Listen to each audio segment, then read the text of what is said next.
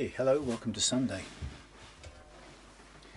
We've got Chris's Yamaha Pacifica, a sort of Strat style guitar. I can't remember which model. This is the 112V. It's a handsome looking beast. We have HSS configuration. We have tremolo with zinc alloy block, so a lightweight block but functional. We have a 5-way switch and 2 knobs, one still a little bit close to the bridge from my perspective, and 22 frets, a plastic nut,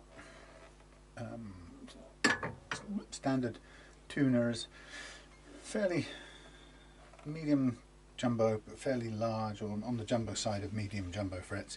But we've got a flat radius fingerboard here, and I think it's even flatter than 12 by the look of it. It's probably 12, but it feels very flat, and it's got a kind of quite a square thick body to it, sort of belly carve, quite a sharp forearm slice. Oops, oh my god. Quite a sharp line across here. And these are just really capable guitars. I've incurred people's wrath in the past by describing them as starter guitars. I guess they're just good guitars, but they're not expensive. I guess that's what I was aiming at.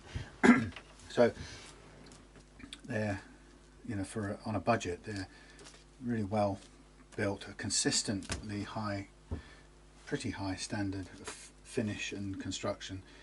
Kind of typical Yamaha in my experience. You know, oh, it's got the jack socket on the side rather than the front, which is another difference from the Strat style. So you can't go wrong with one of these. Perfect.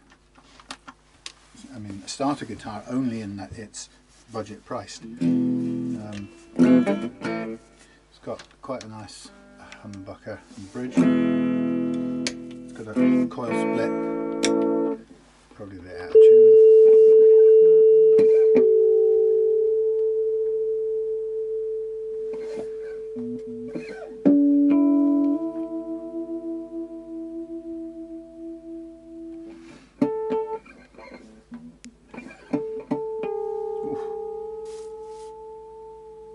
I wonder that wouldn't stay in tune.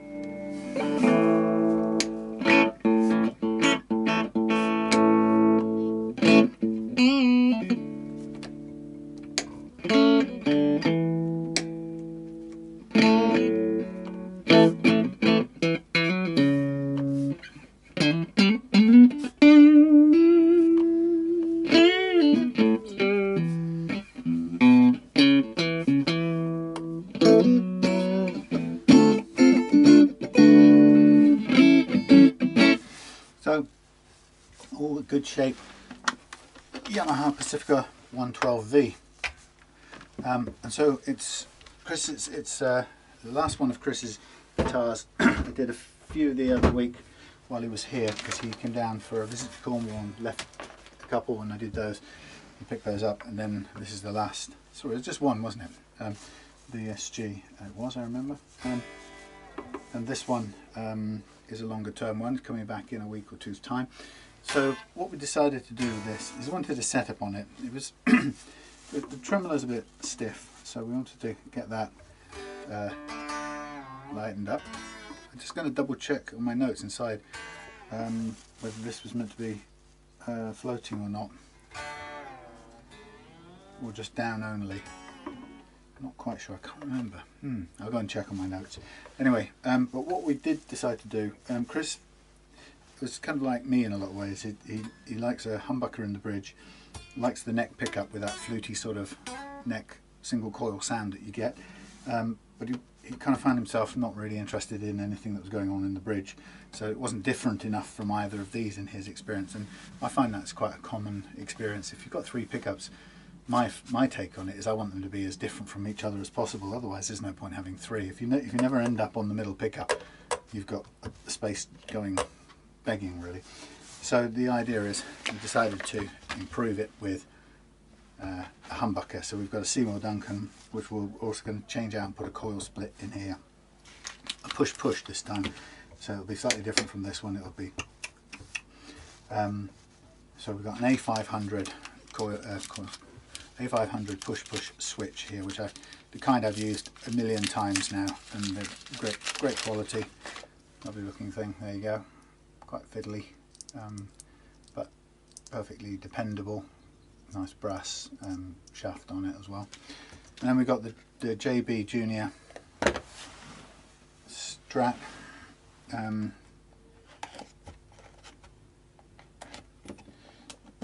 single coil sized pickup, and this one will suspend in the same place as the other one, but as you can see, it's a stacked, sorry, it's two coils side by side, stacked side by side coils, and with a 4-wire or 5 if you include the shield, 4-wire thingy to allow for coil splits, which we're going to do.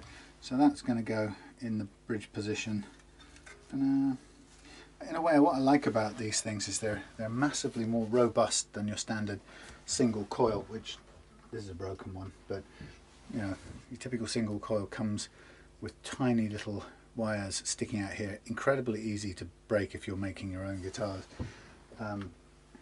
This is a beautifully sealed unit. In fact, you can touch out any of these to do testing with it. It's really useful. Or if you want to wire directly off these, I think you probably could as well. Don't know why you would, but anyway.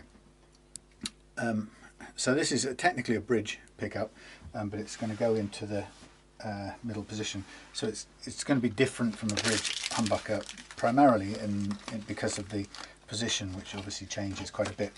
Less treble when you move away from the bridge, but it's going to have its own Seymour Duncan character to spice up this guitar. Now I've criticised these, I suppose. The only criticism I've ever really had, and it's from a position of ignorance, I might say. First thing I want to say is I cannot play well enough to exhaust the possibilities of, you know, your basic Chinese Encore, far less anything quality like this, or even, you know, far less anything even more expensive. But you know, from a layman's point of view, and maybe from a point of ignorance, I do like, as I said, I like the pickups to sound different. And even though it's quite subjective, I really can tell when they don't have much of a character. If they're quite bland, it really stands out. And I've noticed other players or other guitarists that I've done work for have a similar experience where they just find themselves complaining about the middle pickup because it's not distinctive enough, or it doesn't offer them something that means they would actually ever put their selector in that position. Now, to me, that whether they and I are saying that through inexperience or ignorance or whatever isn't really an issue. What's the issue is if you've got people buying guitars and not using the middle pickup, then you might as well try and liven it up a little bit, give it something, some reason to go there.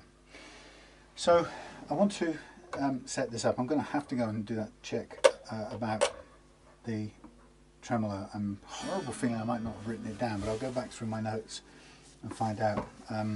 But we're gonna obviously set the guitar up, check it. I'm going to go a little bit lower with the action and then check it and make sure.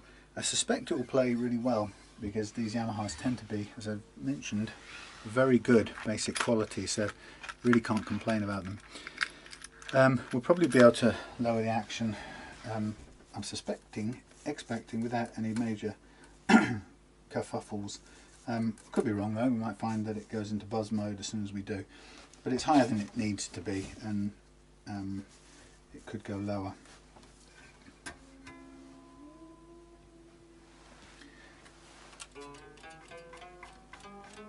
Not bad actually, really. tiny little bit of slap there, which is not really fret buzz, it's slap because I think because the neck is so flat, so there's hardly any room for the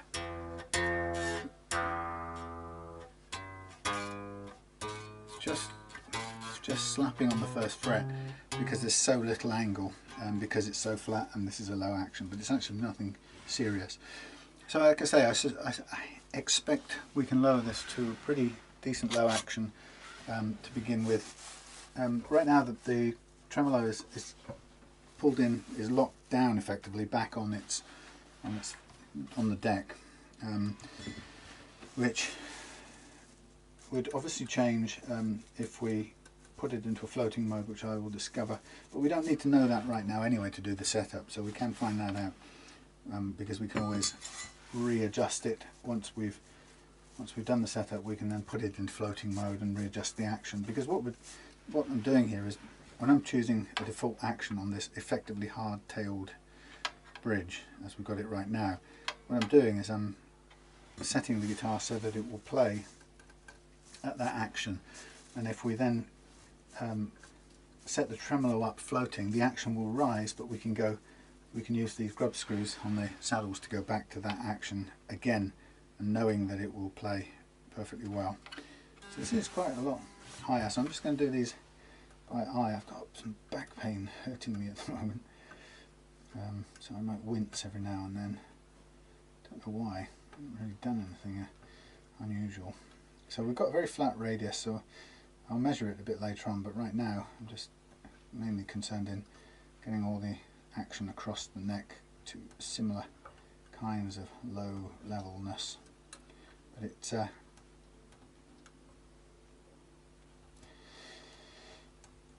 quite low, quite flat I should say. Okay, that's just a visual thing. I think I'm probably a bit off on that one. I'll borrow a note off the guitar in a second, off the amp. So this is getting in my way while I'm trying to measure things. Okay, that's a low, that's about 1.25, 1.25. It's a bit, about the same, about the same. It's gone a bit high over there. Okay, so a little bit more downward adjustment here, here, and definitely here and here, here and here.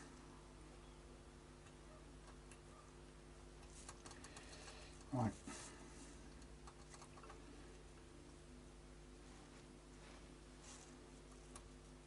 Yeah, music. I can hear a farmer's dog barking in the background somewhere. Right, nice and low, nice and low, nice and low. Bit lower again. Right, that's a very low setup. Back to front.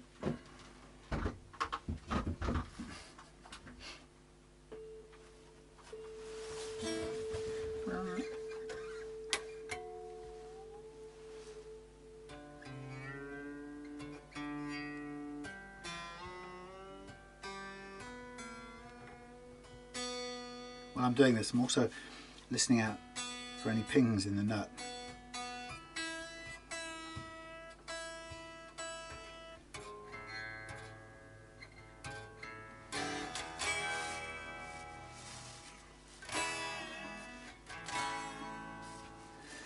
Okay, that's actually a nice no action, low action.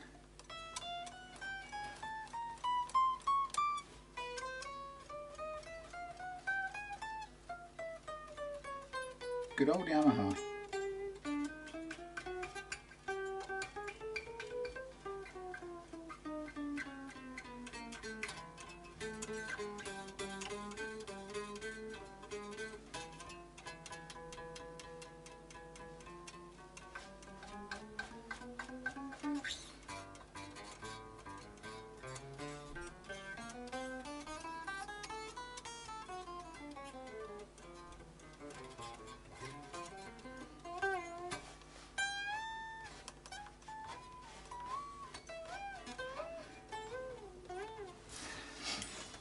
Excellent, that's really good.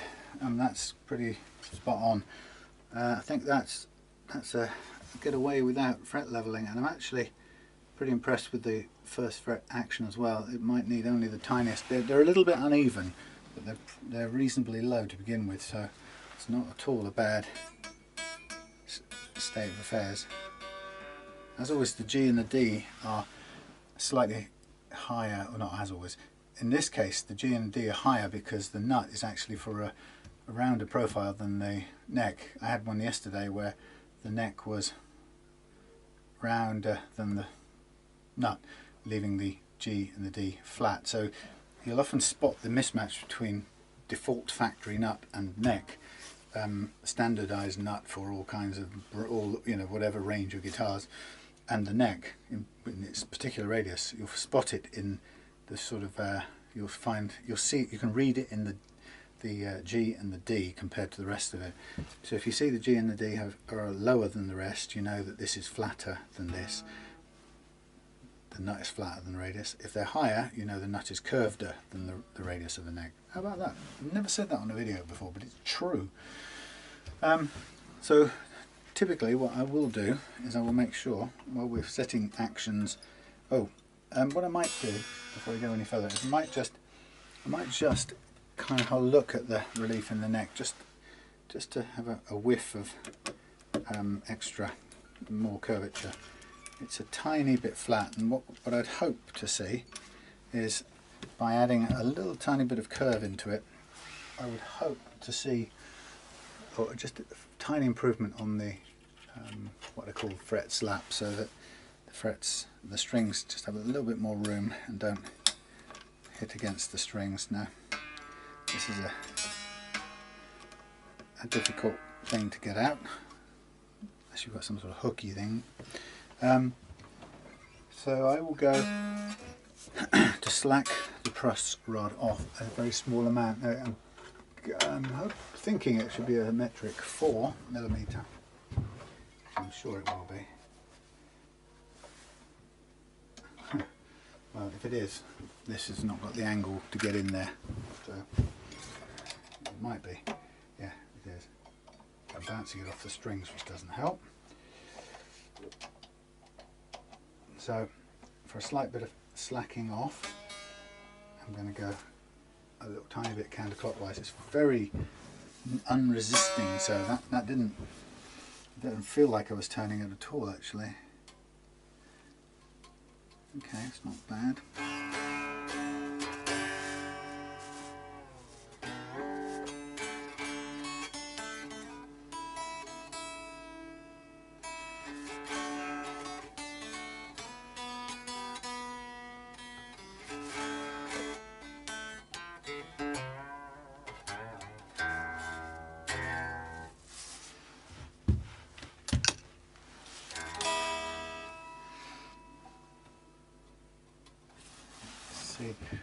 I don't know whether this is a direct, positive two-way truss rod. In other words, if I keep on going counterclockwise, will it curve in the other direction? Well, I guess there's a simple way of finding out, and that's to get the old truss rod in there and crank it round. I think it does have a positive, yeah, it's got positive curve on it, which is good, sort of more modern and flexible. Yeah, I'm getting a little bit more room in there.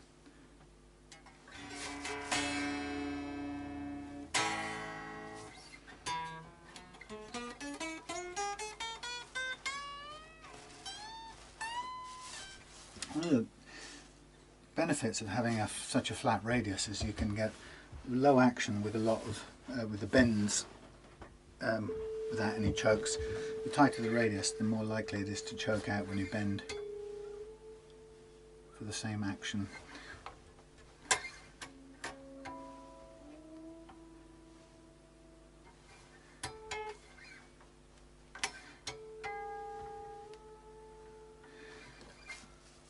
Now for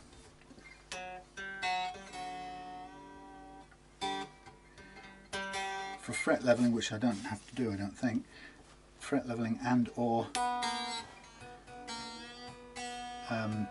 any nut slot cutting, you want the strings to be at tension.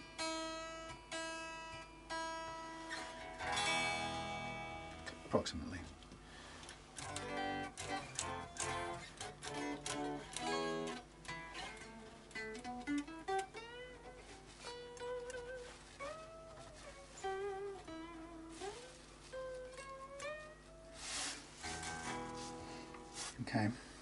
Okay, with that. Right, so now we're just going to take care of these slots on the nut.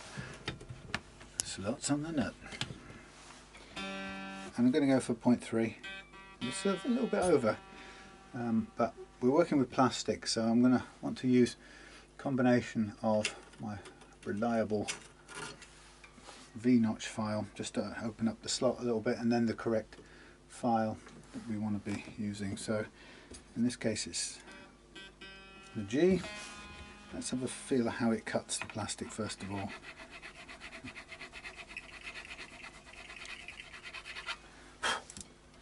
Sometimes plastic seems almost impervious to the Chinese nut files, so I tend to use the diamond coated V-notch file first and foremost to get things moving, and then if necessary,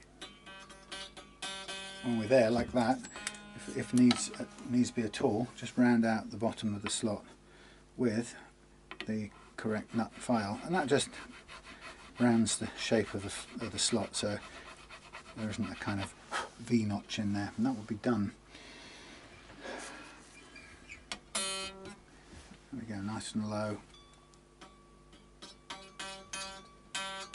just on 0.3. I was going to say 30, but it's not.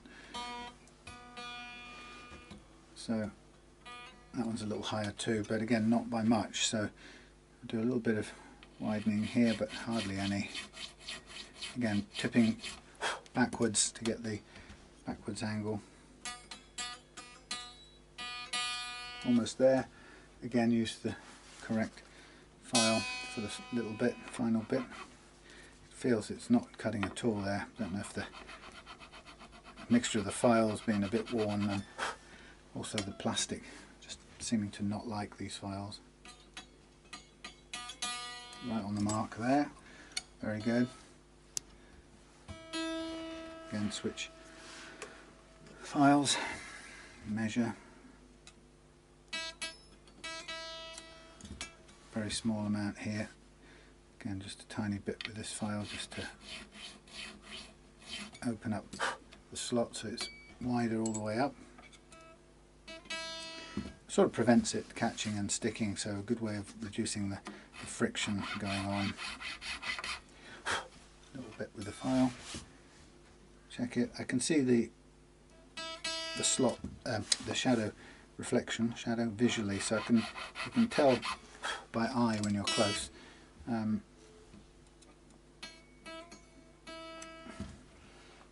So 0.3 is what I would call a conservative, safe amount to take the gap down to.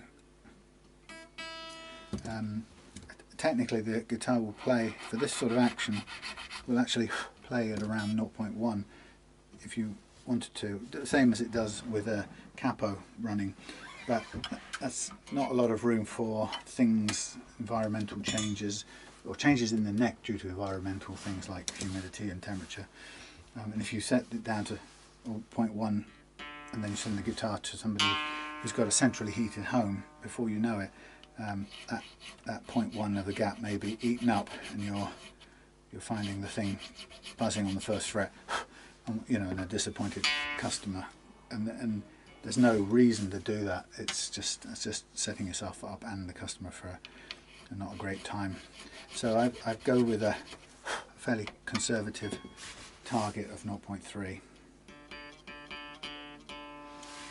My principle with these is if the nut is working effectively, don't change it for the sake of it.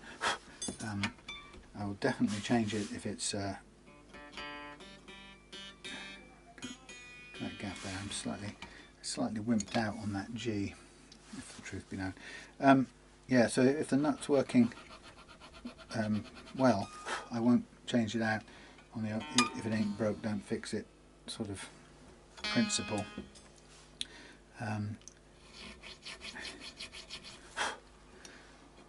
But if there's the slightest hint of friction or anything like that, then away it goes and a new nut goes in. So this suits the look of the guitar. It's working pretty well, and there were no pings whatsoever when I was playing on tuning. So I don't think this needs a new one. I think we stick with the existing one. Just get these slots balanced up across the neck.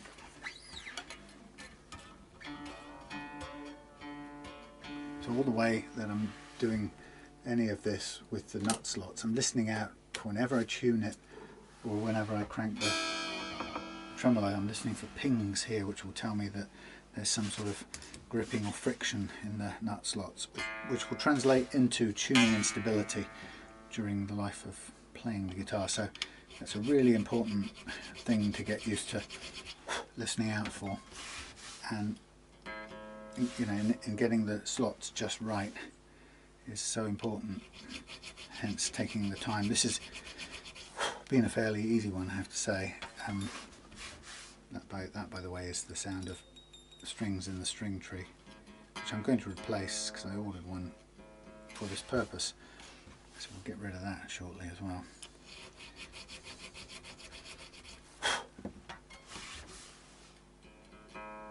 So again, when we get close to the action height we want, then I kind of move in and finish off the slot with the correct radius, the correct gauge of file, just to make sure it's nice and smooth in the correct shape.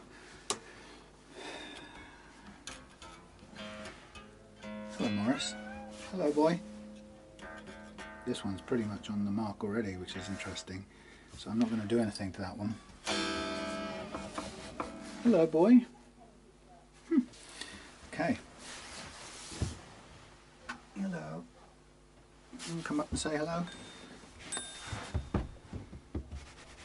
Loads of room. He has to trust me before he jumps up. Hello. How are you getting used to life with your special friend Fat Face, who's no longer a male, if you know what I mean? Actually, he gets on great with him. Even when Fat Face had his whatsits still attached. Friday, a couple of days ago, we had them removed. He came to us as a stray, not him, he's been with us since birth, but Fat Face arrived as a very ill stray with a huge abscess and a massive swollen head. And we looked after him and fed him. He wouldn't let us sort of take care of him much, but we fed him and he kept coming back, and we sort of kept an eye on him through his infection, and eventually it went down, and he's been kind of off and on with us ever since. Just he's always around at some point, but he's been a bit mercenary, so it's food, a bit of fawning and affection, and out you go, gone for the day or the night.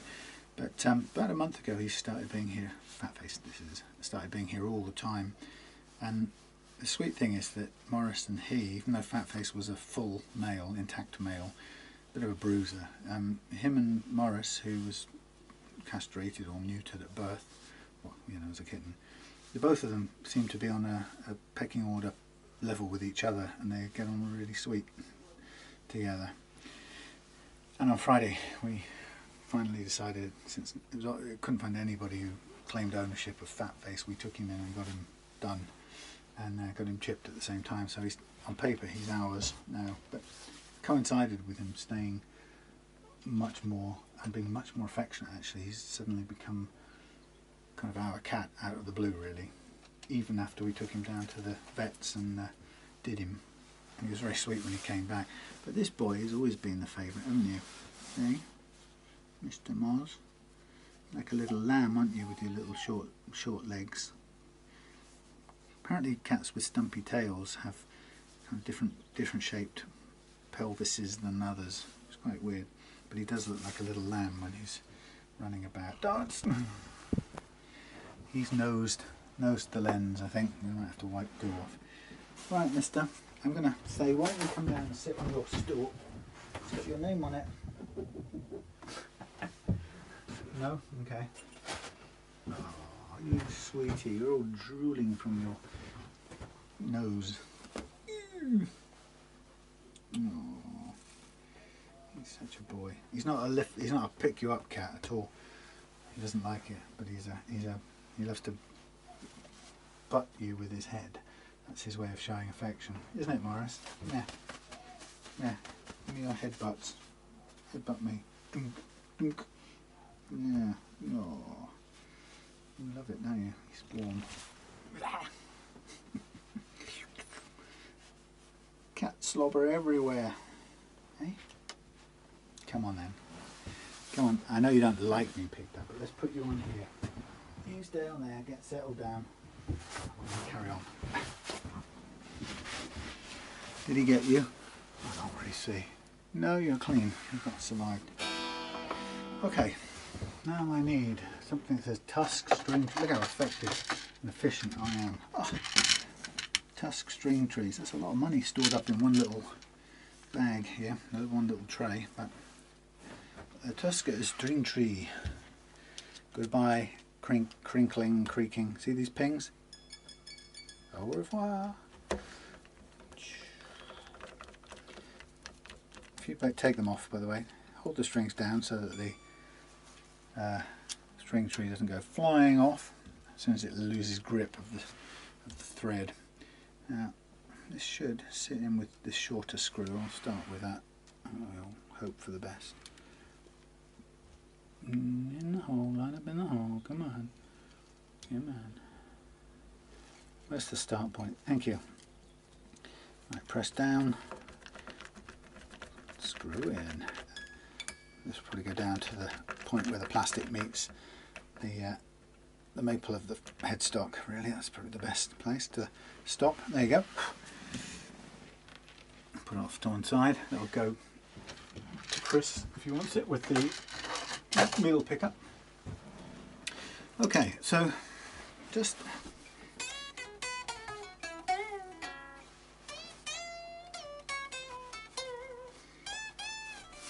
this doesn't need fret leveling. That's pretty damn good. But then that's Yamaha for you, and I hold my hat off, take my hat up, whatever you do with your hat. I will honour, pay respect to its accuracy. Good things they are. Right. Okay, so sorry, cat slime. I'll clean the fingerboard. I'm going to get my welding kit out. You know what I mean. Soldering kit. We'll get the soldering iron fired up. And now is the time. Oh, it's making a buzzing noise through my. I have to take this off. Stop. Yeah. If I keep my radio charge, well, keep the charger and my DAB radio with the thing, soldering iron heating up, for some reason it makes a noise on the speakers, so I will do otherwise. So this should be a fairly simple swap over, even with the switch attached. So we're going to remove the existing volume pot, and we're going to replace it with the push one, and we're going to make the switch do what it did before. No, sorry, make the pot part of it do what it did before, i.e. act as a volume pot, but we're going to utilize the switch portion of it to cause a coil split or not coil split. So I've got so many spare strings at the moment, I'm just bin these. So the coil split game is a really simple one, really. It can seem complicated at first if you're not used to it, but what you do is you split the coil by basically, oh, don't get stuck, basically sending the first coil to ground, or sorry, the second coil you might say, to ground, and cutting it out of the whole kind of game, which is quite a simple thing to do. It doesn't involve anything terribly complex. Now for some reason this is putting up a fight. Okay, right, let's get this in the metal recycling bin first, whilst throwing bits of it on the floor. I just forgotten that I was going to have a cup of tea. I forgot to make one. I think I even boiled the kettle. Silly chap. Right. Okay, so to do this, we're going to need to, let's get the screwdriver thing out, a little bit quicker, faster process. So we're going to need, not that one, but that one. We need to take out the jack and disconnect a few things, but it's really simple. So we want to get all these plates off. That's the wrong. Normal, slightly smaller pickguard screws then by the looks of it. So,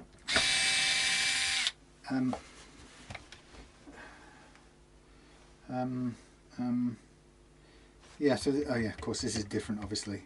What am I talking? Yeah, it's just slightly different from a standard Strat. So you've got a plate on the back here, which you don't have on a Strat, because the knobs don't sit on the front, on the plastic at the front in the same way, although they do sit on the front. So there's our knobs. We've got one push pull. We've got a standard little one down here, which is going to go. Loads of stuff currently attached to it. It looks a scary proposition, but it really isn't. We still want this off because I want to just. Oh wait a minute! If it's that, then I don't need to. Of course, I don't need to do that the same way, do I? Do I need to take that off? I will do, yes, because I need to see what we're doing with this setting the tremolo. So there is a reason. Let the reason be love. I had to, yes, I've got a grumpy comment on YouTube this morning from somebody who thought I had desubscribed them from YouTube, and they were quite frumped about it, and I had to go in and comment and say that it wasn't me, but that's the funny part, it certainly wasn't me. And the reason I know it wasn't me is I haven't got a clue how to do it.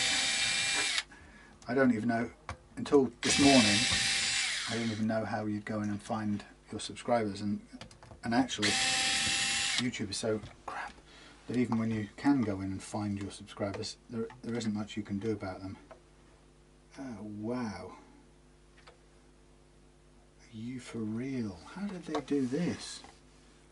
Oh my, that isn't so great an idea, is it?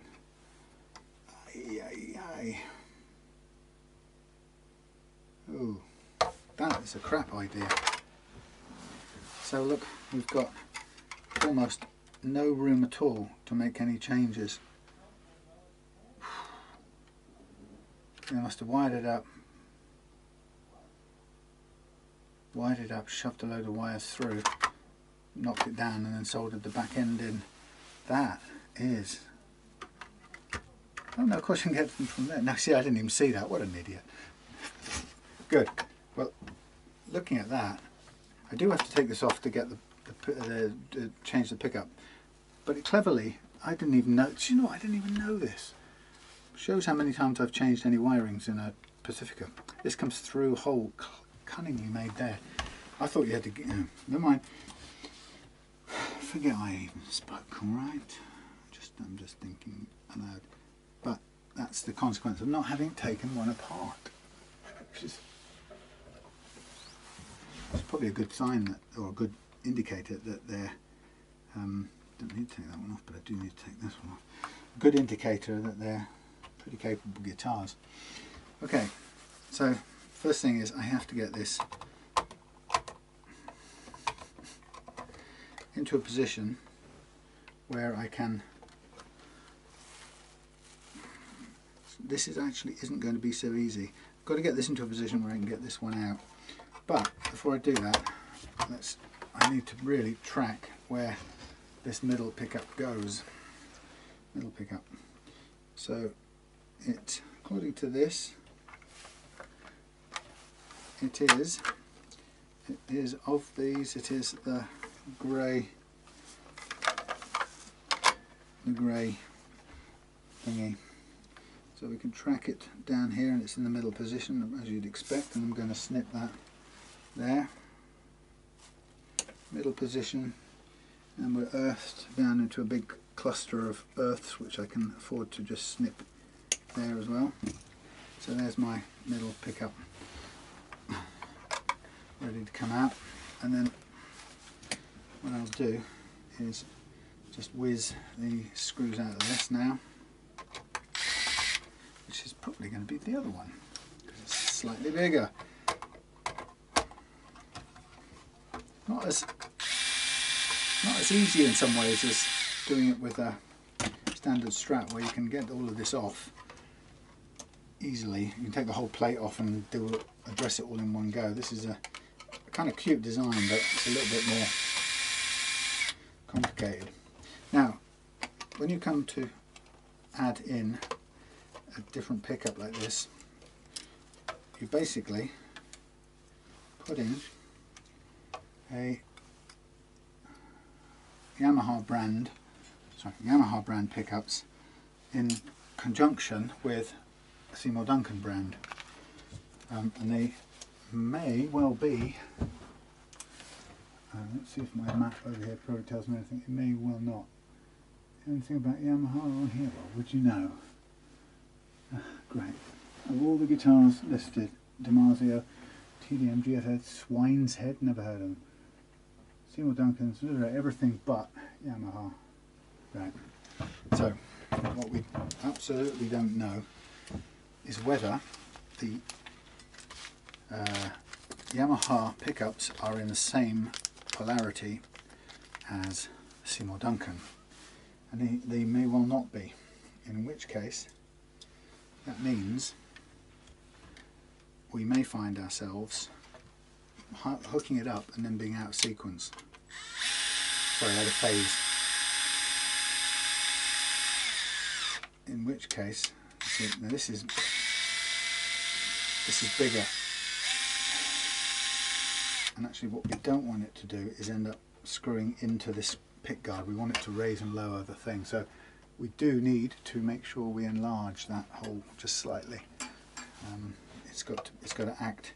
We have to use these because they are correct for the size of the Seymour Duncan pickup, but we don't want them biting and cutting a thread into the plastic, otherwise you'll screw them into the plastic and you won't lift the pickup up freely the way we want it to. So even that's not enough, so I'm just using this wood bit, flat tipped wood bit, to just enlarge. There you go, we want them rattling free, and then we'll put on these little rubber springs, vintage. They're really handy because although they eventually perish, and on very old guitars they lose their springiness, they're very handy because in this context they stay on the screw, the bolt or screw, whatever you want to call it, and as a result you don't have to line them up and hold them in place. So we line this up now underneath, and we get it to bite.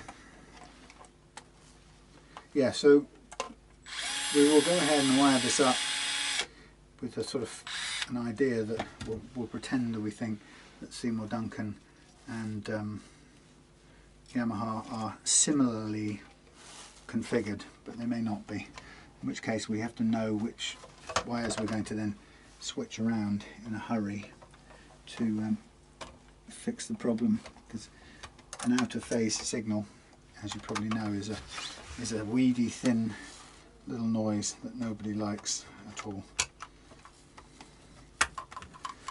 Okay, let's just put a couple of thingies in here first. So we just hold this down, because the cable coming out of the Seymour Duncan wants to get in the way, and we don't want it in the way. Now this neck, whilst being in good condition frets wise, needs a clean, so we'll do that. But otherwise it's in very good shape. Now actually we can do all of these screws, because even if we need to change the wiring we can do it from the other side. Lowest torque possible for pickguard screws.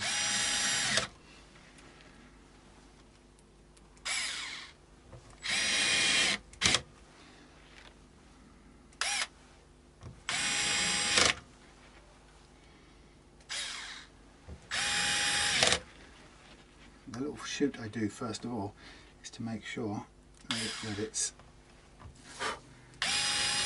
in the head properly. Otherwise you can get a skip and either miss the screw or skip off onto the paintwork, so it's a useful thing to do. Okay, new pickup installed. Flipping upside down, we have our pairs of things now. This one, Seymour Duncan, quite often comes with these pairs, or comes with the coil split pair joined together, but in this case it hasn't. But I know that on Seymour Duncan it's red and white is the split pair, and on Seymour Duncan, if I, oh, hang on a sec, that's my son, hold on, I'll come back to you in a second. Just had a little break for a cup of tea and a read of my book, Writer at War, by Vasily Grossman, or about Vasily Grossman, Russian wartime correspondent who wrote Life and Fate, amongst other things. Okay, now a little break. Where was I? Oh yes. So we're going to have to prepare the switch for its business. And what is it going to be? It's going to be a volume switch. So it's going to have, one of these bits is going to be grounded, one of the lugs is grounded with a bit of wire, obviously. Twang, that was good. And a bit of cloth covered wire, spare bit of cloth covered wire. Pull out a little bit of the wire from inside.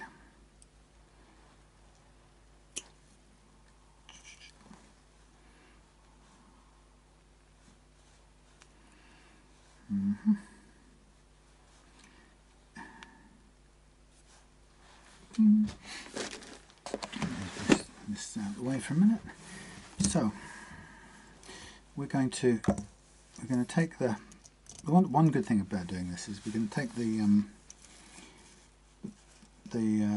coil split pair, which is, I've just tinned these and I put the green and the bare together, which are the earth wires, and we've got the red and the white together, which are the pair. And the pair, actually we don't need a cable on that, we need a cable on that. Just to cover the earth off so it doesn't touch out on anything. And while we're there, rather than use the hot air blower, we'll just use this soldering iron just to heat down this bit of heat shrinky stuff.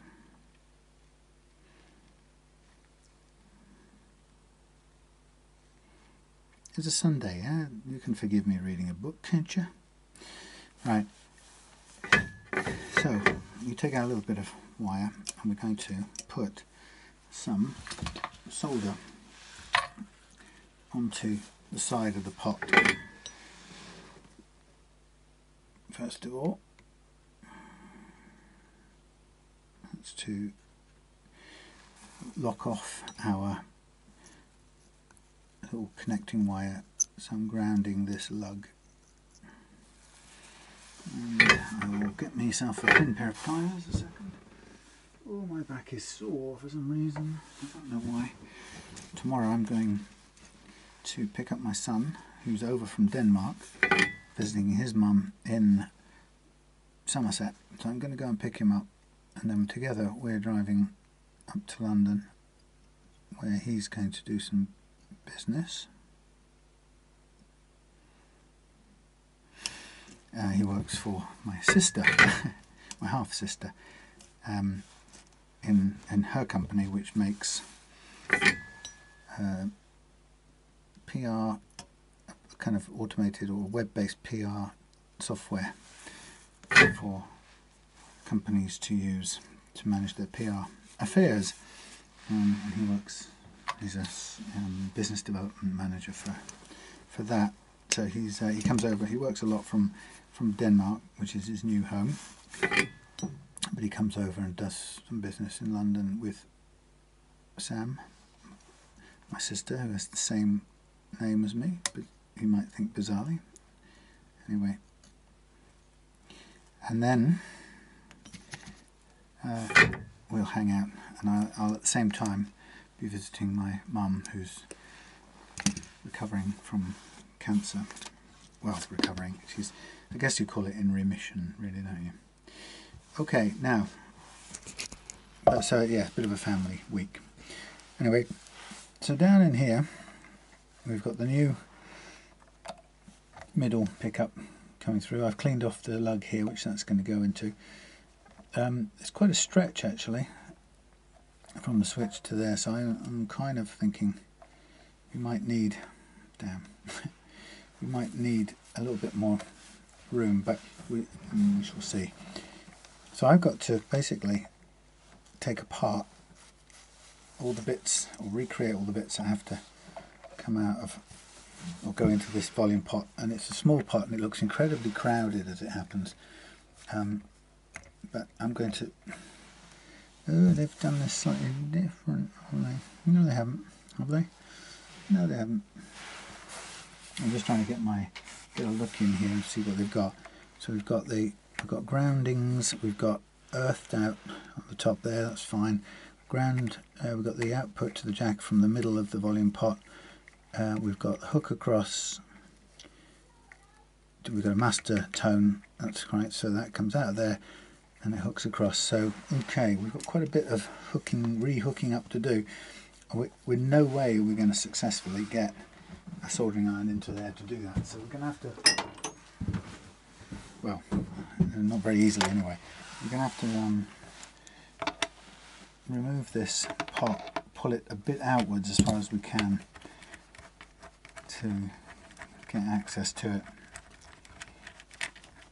And I'm not going to, really don't want to put the other one in until we've got as much sorted as possible. Now this actually might require reaming out to a bigger size to get this to go through. I think we will do actually. So here's our pot.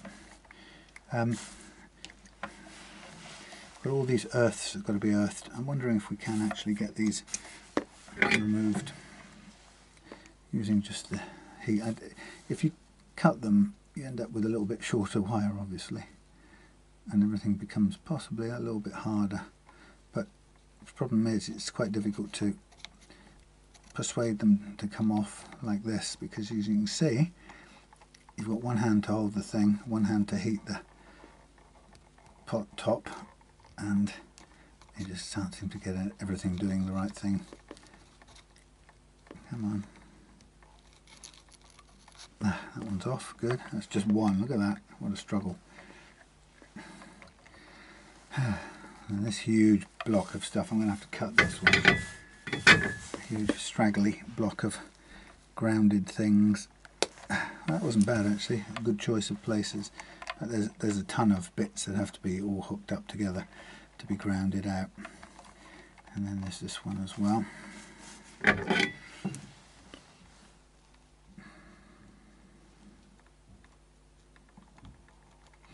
This one is the, oh come on, this is the earth. The jack socket earth, come on, off you come, please, come off. Very difficult to reach this.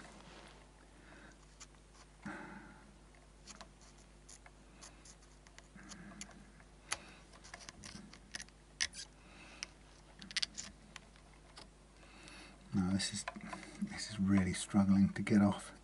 Right, here we've got the jump across to the jump across to the, I think I might just cut this, jump across to the, what's the word I'm looking for, tone. Right, jack socket, earths, earths, earths. This one is out from the pot, and this is in, wow, look at this mess, you see, it looks really more complex than it is. All the blacks are conveniently earthed. Right, so we do have, the good thing about this is because of the depth of this, we do have enough room to, we can put things on top, which we use the top solder on the top, but we have to enlarge this thing here. We also have to get the coil tap part of the circuit wired up first when it's out, otherwise we won't reach down there because it's a very small thing. Okay, that's nice, that's through. So the coil tap bit is this bit here, that's the coil tap pair, and to work it has to go into here. Okay, and oh God, I've done it so many times and I've immediately forgotten what we do. Ground, we're sending it to ground, so it doesn't matter which way, not particularly. We'll go in the middle and then this one to ground, so we need a bit more wire to go to ground.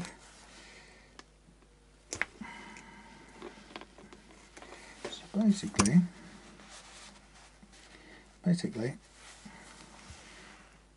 we'll go like this. I can see what I'm doing. I'll just hold that there for a minute. We can cut off any excess. As long as we've just got it there, that's good. So this will be ground. We'll ground these lugs.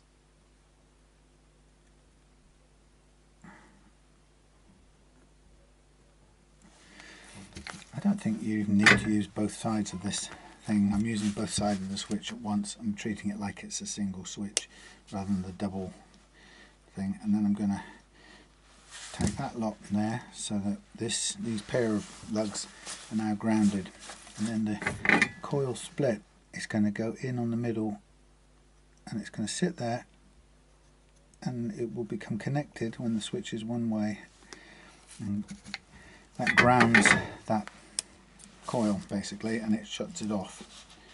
It doesn't yet. Okay, now out of here we're going to, come on, look at this mess. So I'm going to get some tape for a minute, and all these little black wires I'm going to try and hoik off out of the picture for the time being because they're all going to go to earth. We just want them out of the way. This at the moment is the jack output. Wow, this thing is a bit of a messy. Okay, where does that go to? That's really hooked up, right? This is a bit of a messy earth remaining to be done. Two more earths there, another one, and that one there. And we've got the red goes to lug number 1 along with the white, which crosses it over, but then we've got another earth one coming out here. You can find it. That's the switch has been grounded as well, which often doesn't happen. I don't know why. I've never quite worked out why some people ground the switch and some people don't. So these two are going to go in together. This one's going to go into the middle there, and in fact we'll cut this. We'll do this one first and start the process. So we've got enough room, so we'll cut a little bit of extra, give ourselves a bit more to work with, but we'll run out.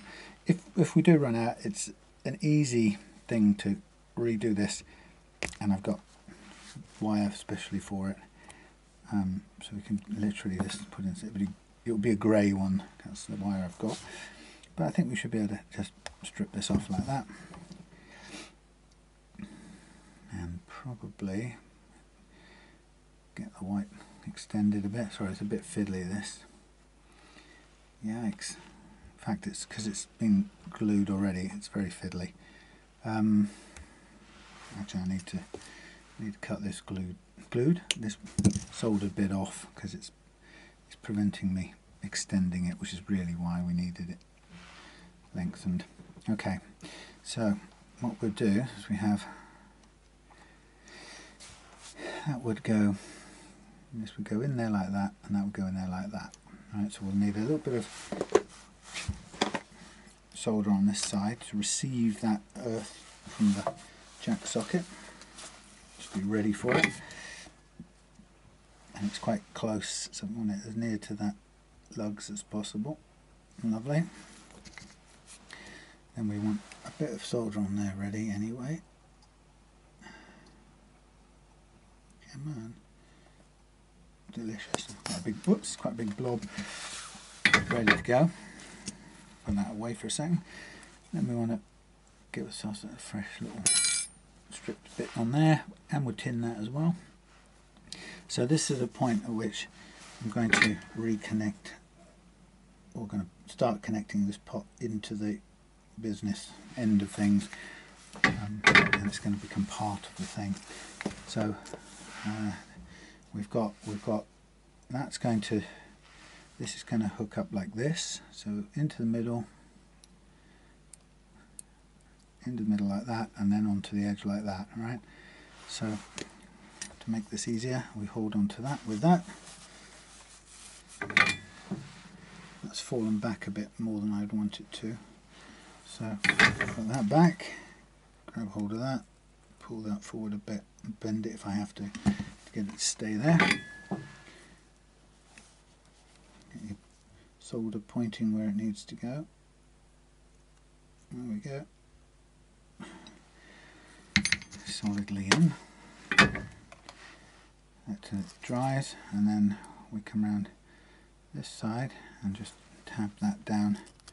Again, this is sort of floating in fresh air, so it's a little bit difficult. If we need to press it down on anything, we can sort of press down on there for a little bit of extra force.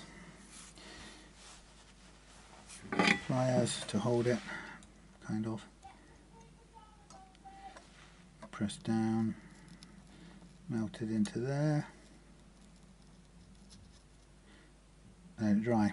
Okay, so there's our output to jack from the new volume pot. Right, tidily done, nothing getting in the way of anything else. Always worth looking around and taking off any extra bits that you really don't need. Always good to cut it back as tidily as you can. Not always necessary in the case like that, but tidier you are, the better. Now the remaining tricky bit here is going to be getting both this red and this white into this lug at the same time, which you can do, but we don't want it running into the other one that we've just done. So it's kind of slightly, we're not going to really do very well to get. I'm going to bend this out a little bit. We get a better run at it, but we also won't have. It's not that easy to cut off any excess in here. So I'll drop my grabbing bit down, get in there, push that in. Hopefully, well, I'll just grip that. That'll do. Right, make sure those are both in, and then we can solder those. Now, we've got one more thing to solder after that, and that's the split pair, which is going to be. Have I got the right glasses on? I'm struggling to see. Maybe it's just the light.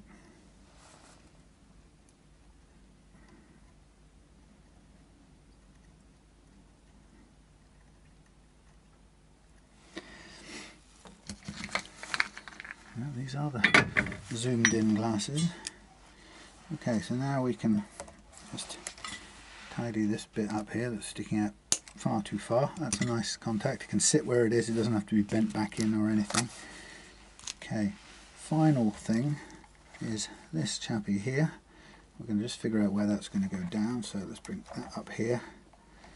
And that will sit in like that. And we want this coil pair. Ah, right. Let's do something.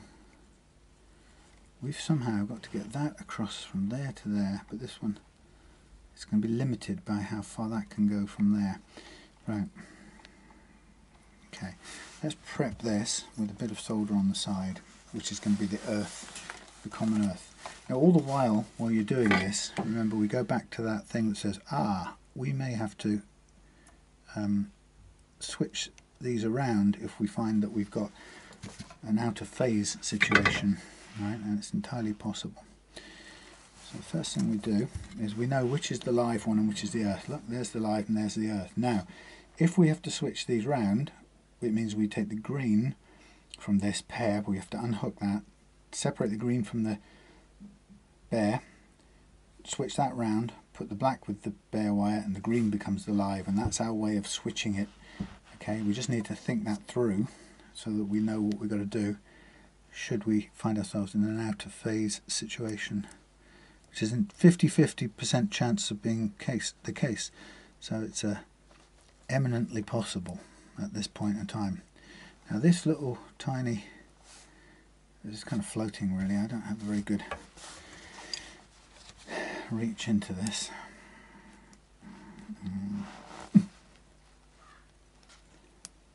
I'll try and hold this up just enough to get this wire all the way through and keep it there.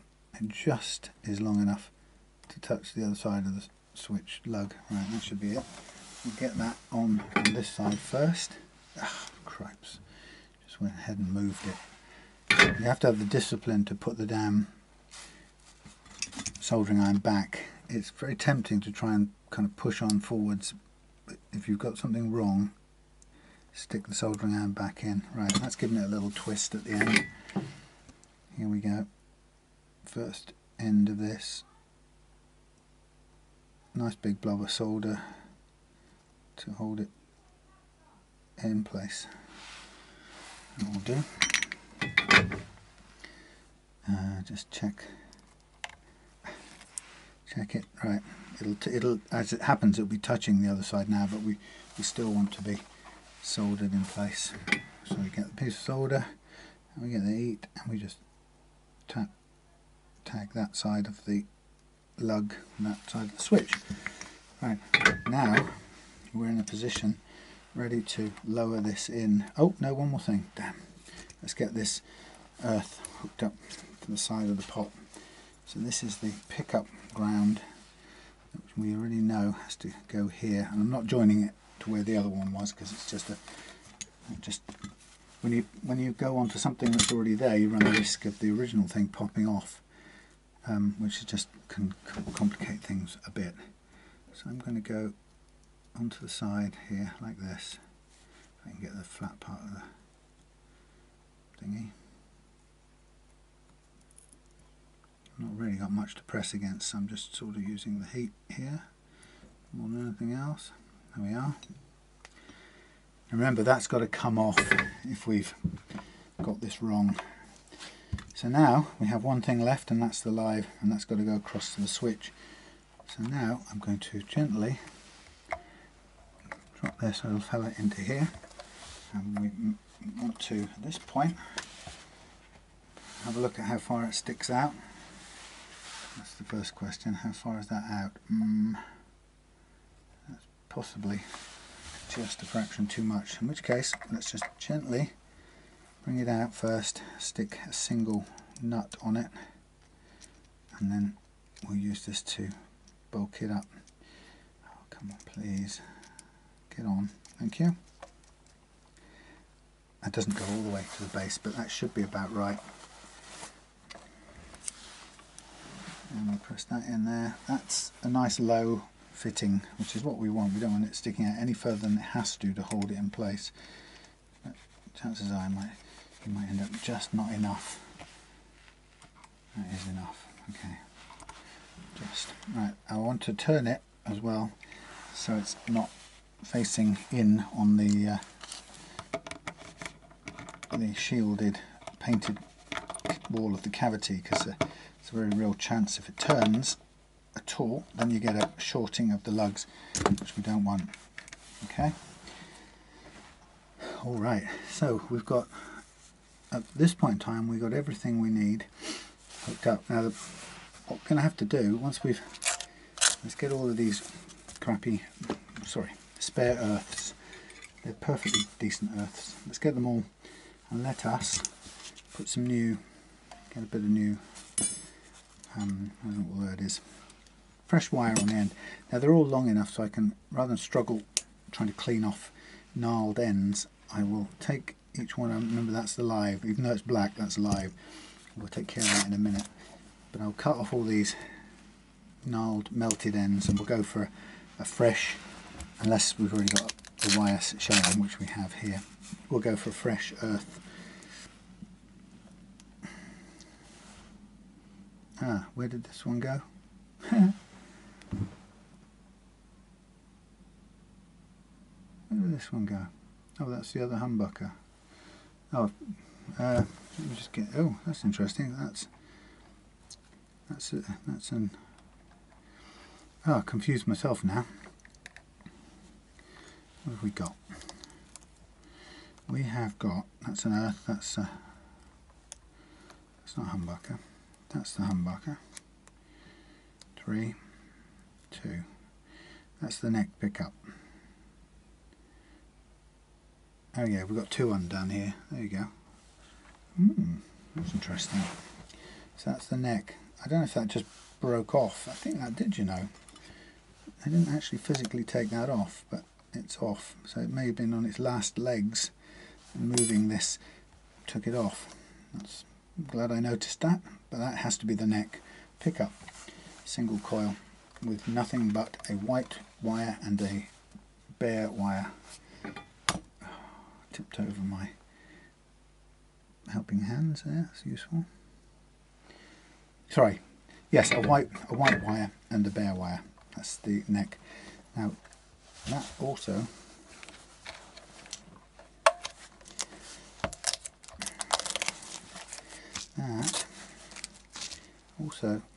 we've got, technically I'd like to clear that out, it might be sort of tidier, so I'll get my solder sucker, but I don't have an awful lot of reach in here, so to do that bit I might want to gently pull that over there, give myself a clear run. So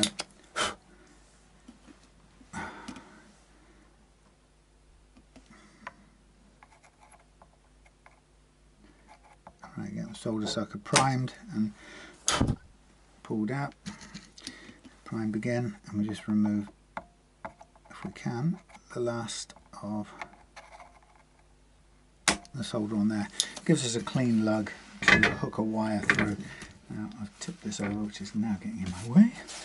Right, and I'll go back to where I was a minute. I was just cleaning some fresh wire on these things that have got to go to earth. Some people like to strip them right back to a lot of wire and then end up kind of tying them all together. It's fine if you've got the wire to do that, and if you can make enough space. There's that one. Let's see if I can do it with these.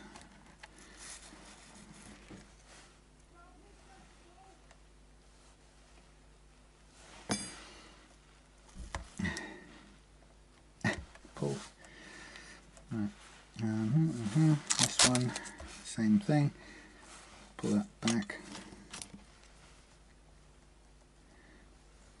And the more we have, the more we can wrap them together into a single kind of strand, the better.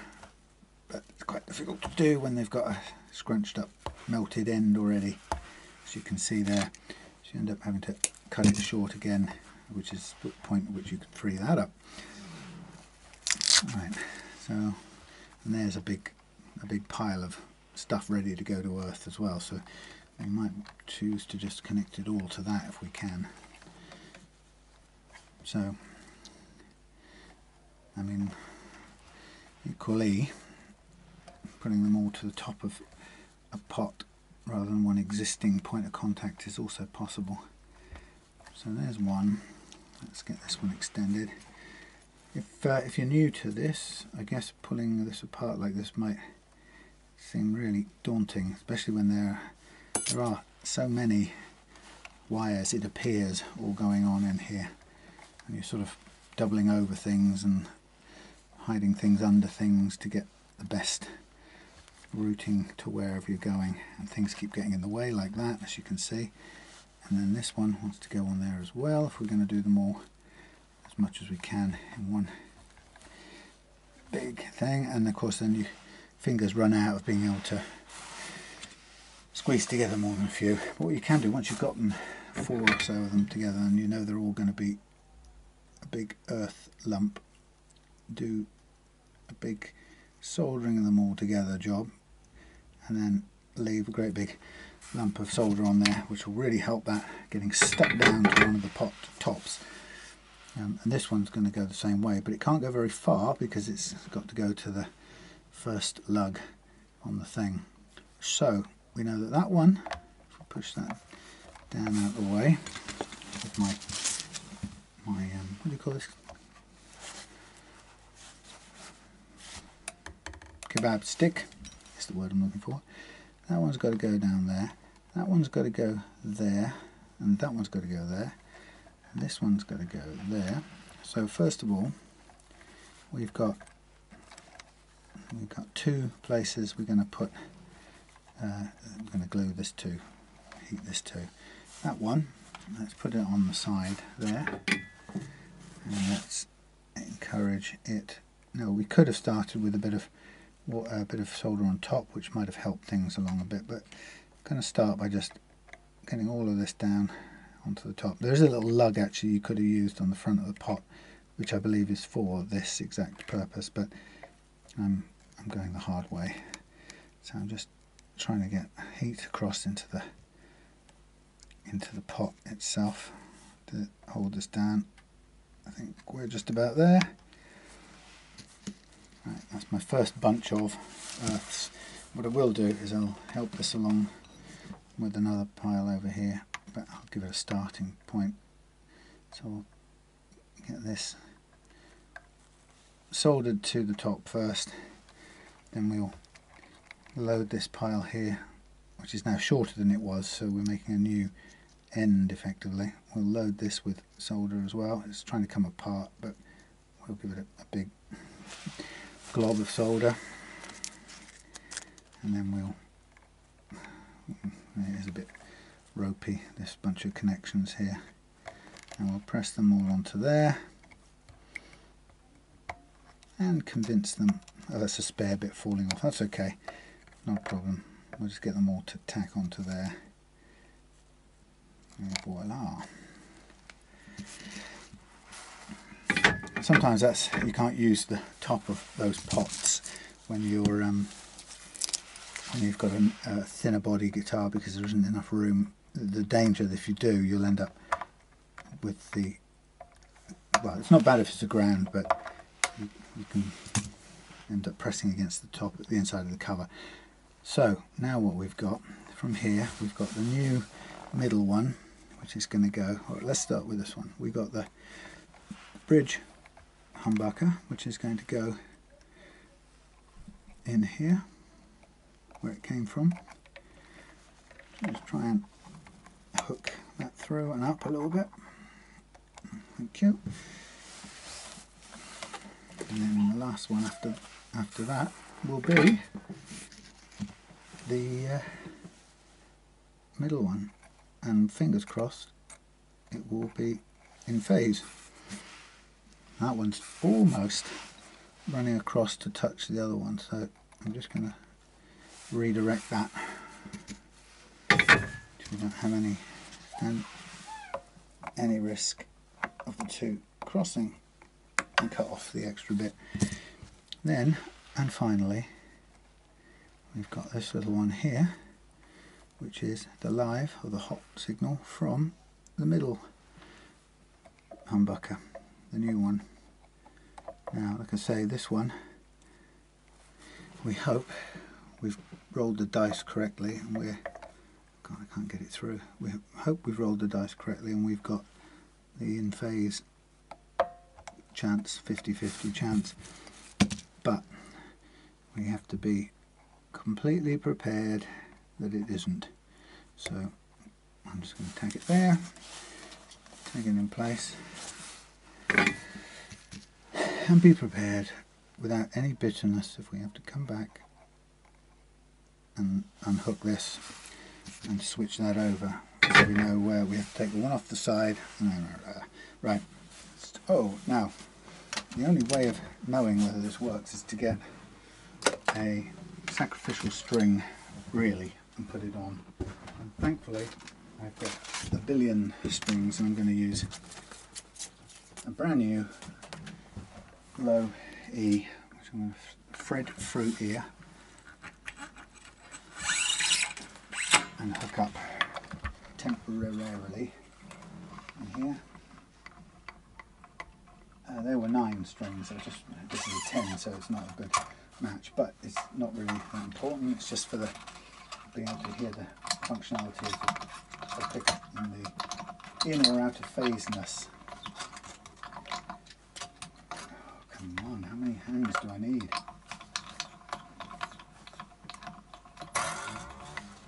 like I say, the thing I have to still go in and find out is whether this is going to be set floating or locked down, or we had a brief discussion. If I can't find it in my notes, then I'll, there goes Fat Face, I'll contact Sid, Chris, and find out.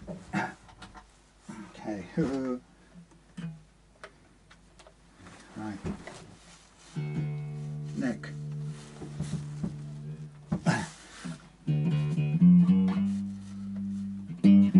Neck and middle. Ooh. It's a bit of a bulge there, it's caught some wire under there. Yeah, we got the 50-50 gamble right. Jolly good. That's pleasing. So there we are, that's that done. What did I say? Oh yes, this is buckling upwards, so there's a wire caught under there, so I just want to go back under and check that out, make sure it fits correctly. We'll get rid of that sacrificial string, courtesy of Simon, my donor of generous donor of sacrificial strings, which get used for one thing and one thing only, and chucked away. Okay, right, so sort of rapid electronics tidy up ensues. Off with the soldering iron, yes, that's fine. Away with the electrical bits into the temporary housing.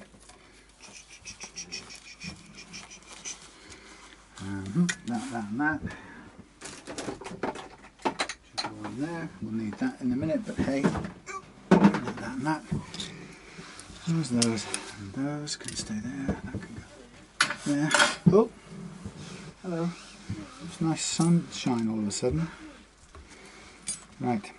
So. Huh? Yeah.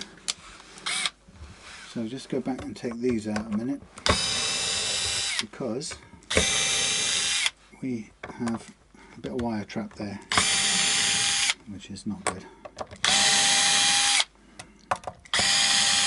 It'll only take a minute or two to trace it. It's just buckling slightly. This is not a nice look, and it's only because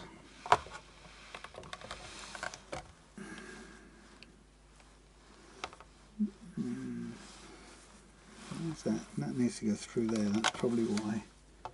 Get in there. Yep. Done. Right, all of those done up, and then we're on to cleaning the neck and looking good.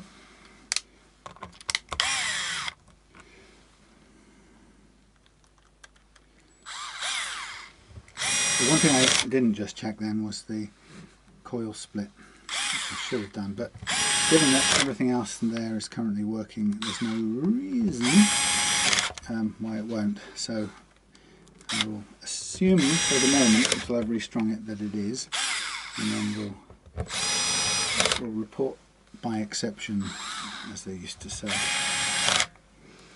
and only worry about it if it's not working the way it should. And there's no real reason why that would be the case. Right, so we can now replace the knob. It's always the way. You push down and you put it on as far as it goes, or as far as it will go.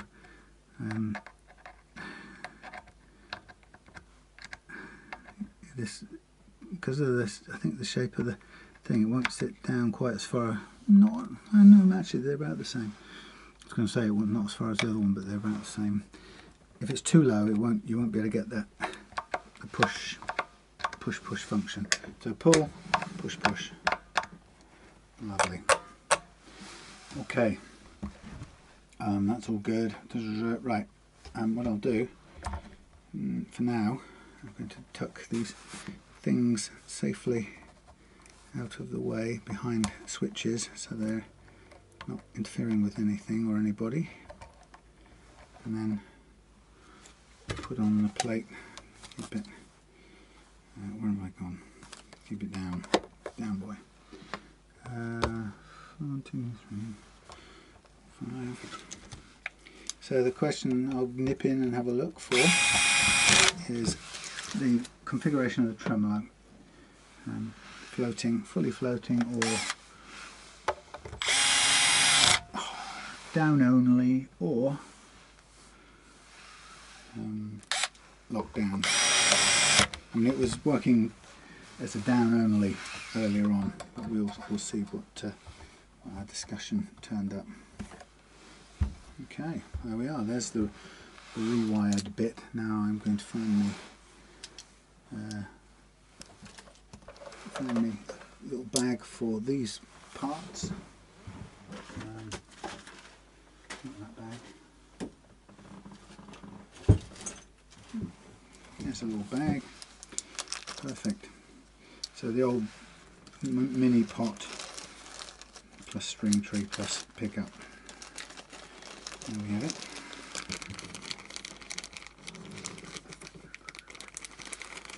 Okay. I will also at this stage put back on the thingy. You know what I'm talking about. The truss rod cover-ish thing.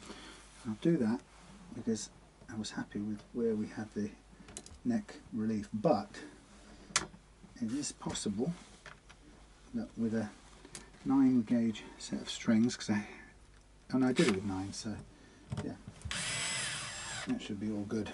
There we go. Right, see you in a minute. Right, one did one's checking and one discovered that the requirement was fully floating tremolo.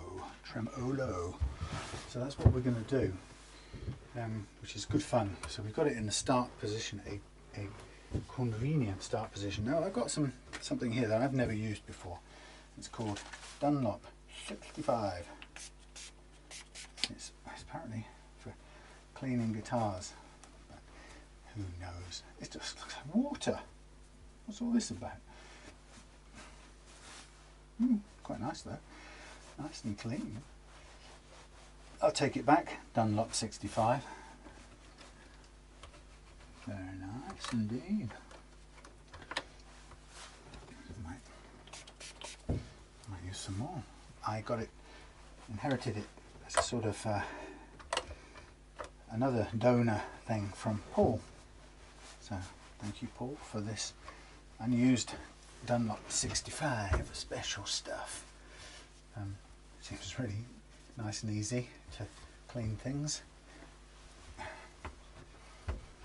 That's a good little test. Speaking of little tests, I actually got contacted by a Chinese seller on an Amazon seller the other day.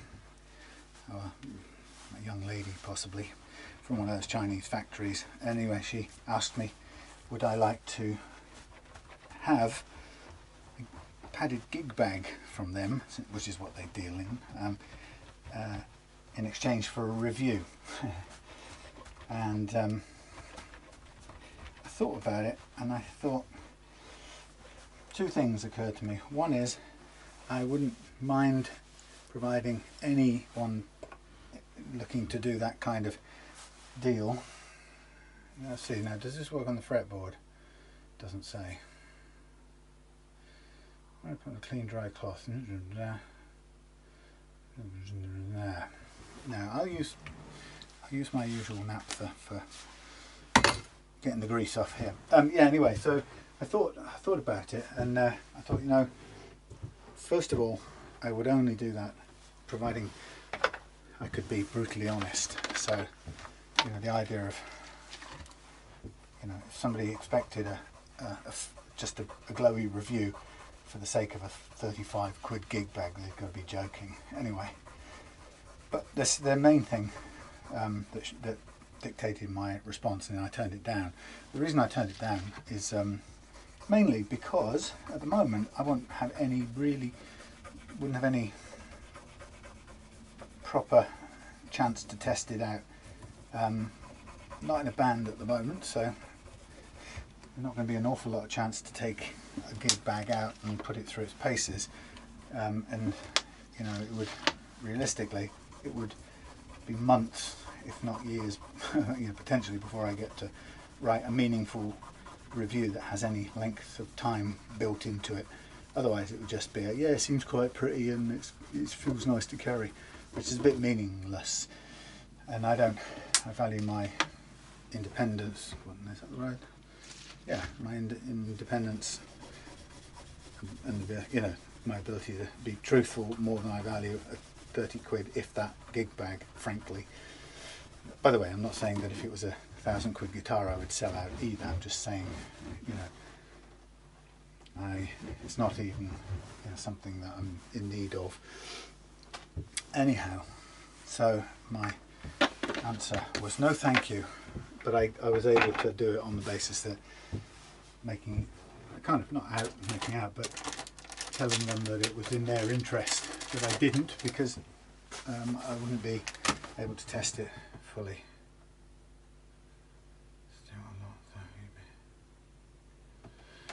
Okay, it's Simon of the Strings, by the way, not these strings, but Simon of the Spare String, let me know that I asked him if he knew where there was a 50mm hardtail bridge going.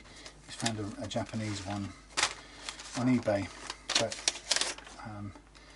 what I really want is one off an old duffer Chinese guitar that was broken up and into pieces. But anyway, okay, so we got lucky, or good old Yamaha. We didn't need to do fret leveling on this guitar, so that's about 30 quid, 25 quid cheaper for Chris, which is cool. So what we're going to do now is restring, stretch the strings out, and we're going to do the Galeazzo Frudua method of 6-screw tremolo fixing. And this method was just a simple way shown by an Italian luthier in one of his videos, and he's got a great way of demonstrating how to do this, and it really simplifies the process of setting a floating 6-screw tremolo in such a way that it gives you a predictable or a defined and fairly standardized range of movement.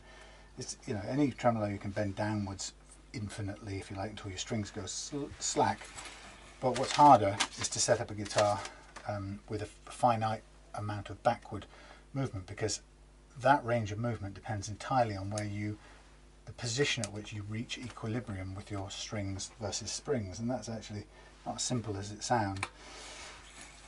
So he came up with this method, a simple way of doing it, which I find very elegant, and it suits my kind of my brain.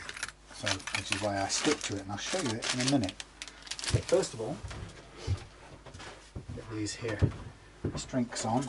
We'll need the winder again. I got the same winder from 10 years more ago. I got round to buying a new one, and I've had to fix this one with what do I put, a bolt and a nut and a bolt and a God knows what, but it still works despite flapping around a bit. And I've got another one, but it doesn't seem to work as well. This is, I think it's an Ernie Ball one, so I should just get out and get one. Too lazy. Right, I'm lining up all the holes just to make the process of restringing. Oh, let's just check something before we do. Not always, but sometimes you can find that the tuners come undone. More often when there's thicker poly coating, because it sort of shrinks when it sets finally or over time, you can find that the tuner nuts come loose. Right, so pull back one string, 1 fret's worth, sorry, wind, hold the tight held bit over the loose bit first time round, push it down, pull the loose bit up and over, underneath the loose bit the second time, and that creates a sort of little lock for the string. Doesn't need it. It's just a stylistic thing, but it puts I think a very dependable small amount of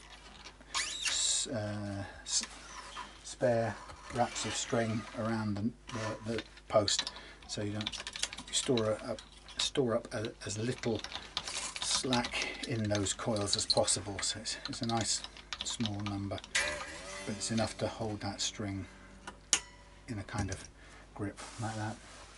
Anyway, just somebody showed me one day, it made sense, and I've been doing it ever since. So here we go. So Chris won't be coming to get this for another week or two, 12 days or something. But as I say, I'm going away for a couple of days, so a few days this week, so I want to take care of that. I'll also be taking the car, so we've had to make sure Claire's got enough cat food to keep her going while I'm away.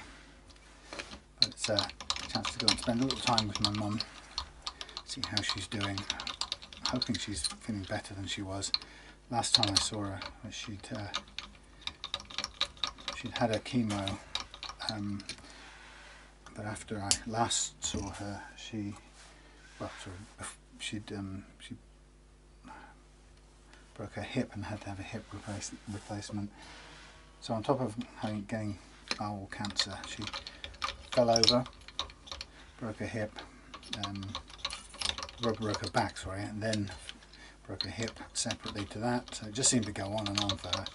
But hopefully she's had a period of time now without further injury, and I'm hoping that she'll be in better form, and maybe we can even go stroll around and see some, I don't know, go to an art gallery or something, just spend a little time together.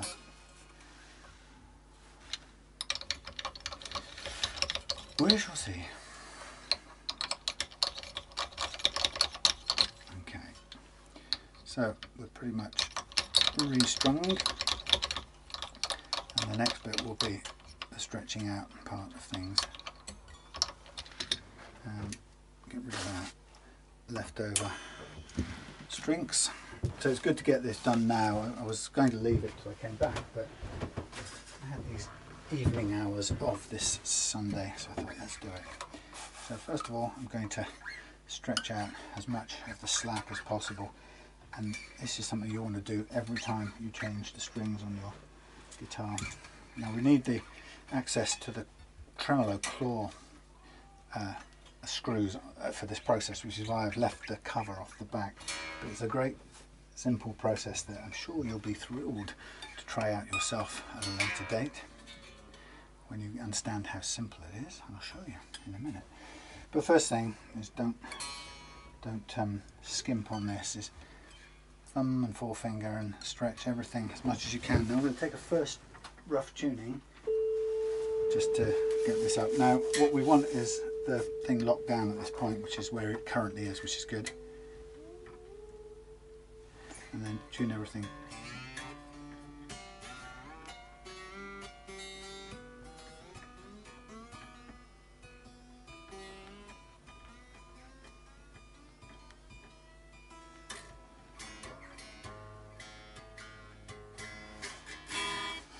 Doesn't matter if it's not perfectly in tune, we just want to hear the gross amount of detuning that we get when we stretch the second time.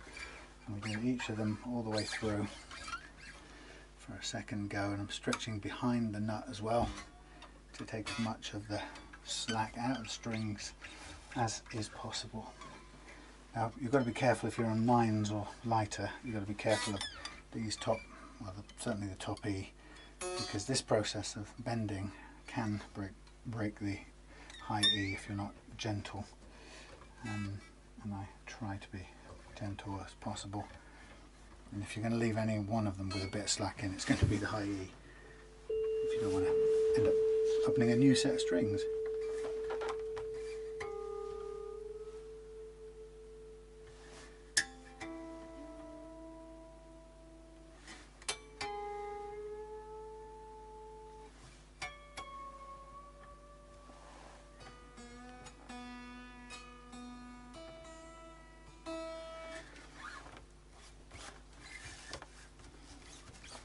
These big strings are a nice solid tug.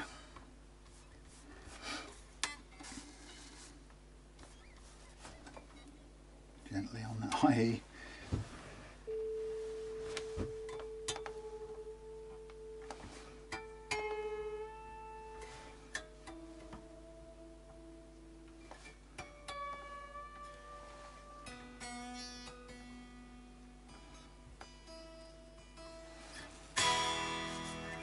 one more time stretching, and then we should be close to stable, and we can check it and we'll do a few bends as well just to make absolutely sure.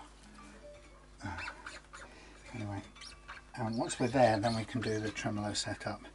But this is this stretching business is priceless, really. If you want the guitar, if you want the beauty of a guitar that stays in tune, you've only got to do two main things, and one is you've got to get the nut slots cut right, to the right height and the right free running thickness, width of the slot. And the second part is you've got to get all the slack stretched out of the strings. You see, we're nearly there.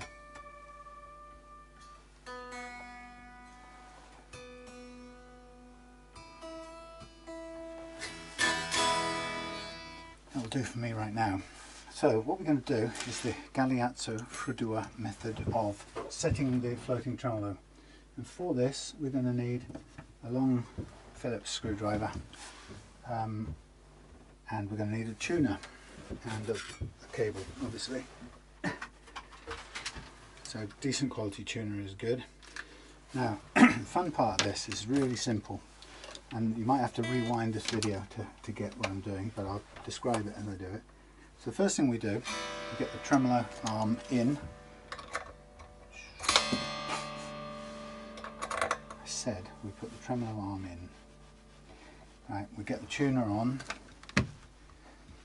Okay. The first thing we do is we get some post-it notes.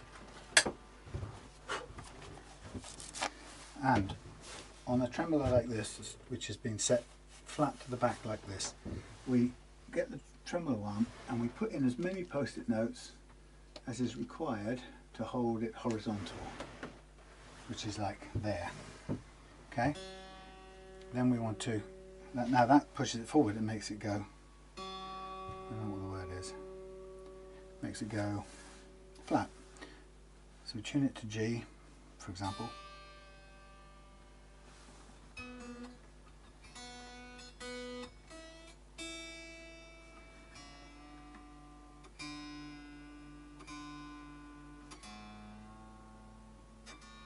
Tune the guitar to pitch.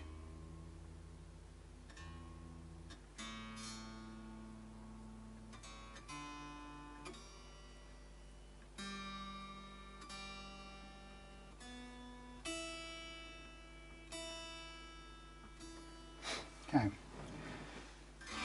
nicely tuned. Right, then what you do is you take the G and you press down, make sure it's got a good clean signal.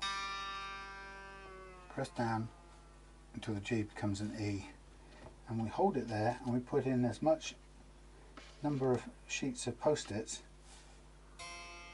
as is required to make the G now equal an E. So one more sheet and we'll be there. Two more sheets will be there. One more again now.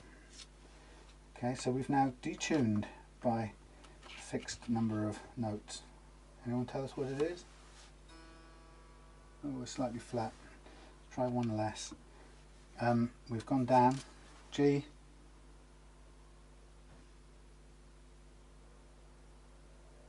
G flat. So we've gone G flat,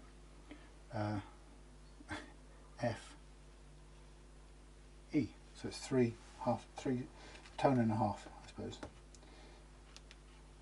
By stepping up the, that'll do. Actually no, we'll go one more. We want it slightly flatter. We can't get it exact, but we're almost practically there. Which is slightly flat of E.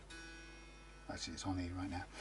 So now what we know is that in this position, now we've got the, I'll show you. It should be charged, so let's see what happens. Yeah. So with this all now tuned, this G tuned correctly to an E, which means we've tuned it down a step and a half, you'll see that the post-it notes are holding the plate of the bridge up at a tilted angle. This is the angle that we're going to want the guitar to sit at, because we know that it's currently in that position a tone and a half down on this particular string. So if we can get it to balance at that position and take the post-it notes away, that range of movement backwards will give us a tone and a half on this string. And the reason we use this string is because that's the range we want. Tone and a half on this string, which translates into a tone on that string and a semitone on that string. So the next bit of this interesting, simple little affair is that with everything still exactly as it was, sorry, just plugging you back in, we tune everything else. Now remember, this is currently, the tremolo claws are screwed right in, so this is still working as a hardtail effectively. We know this should, all the rest of this should be flat, but we tune everything now to pitch.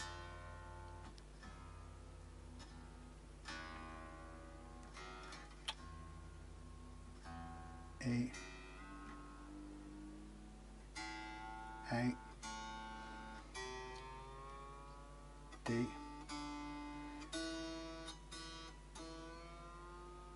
back up to G, even though it was E a second ago. So we're tuning it all to pitch now. B,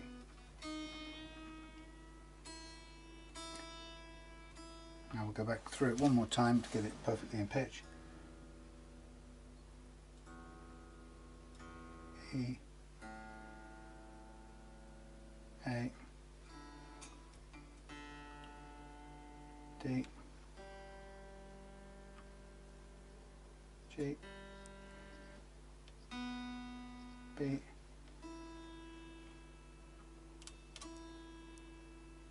E, and one more time.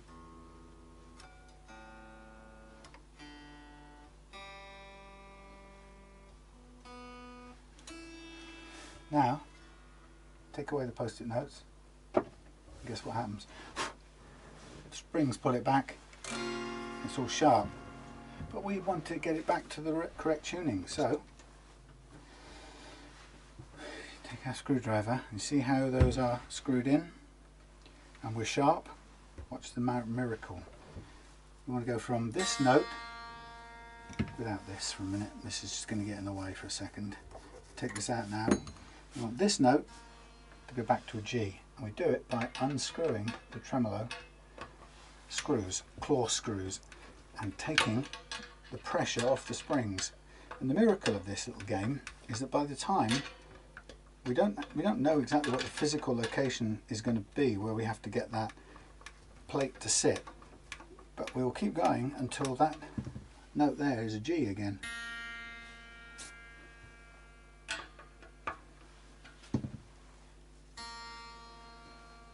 It's still way sharp, so we can let go loads more unscrewings. We'll do it fairly kind of fast order, and we'll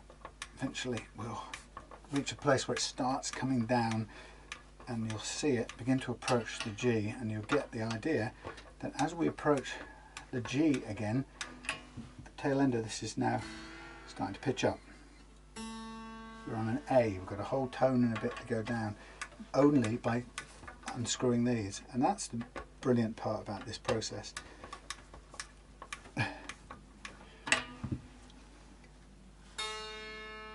Going down, we're just halfway between G and A now. We'll be there G sharp in a minute now, and you can see that the tremolo plate now is coming up quite a bit. G sharp, there we go. Keep going, keep going.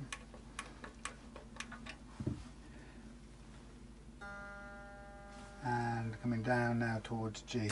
So we start to slow down the rate of unscrewing on these screws. We test out a bit more often. Fractionally north of G there. Half a turn on both.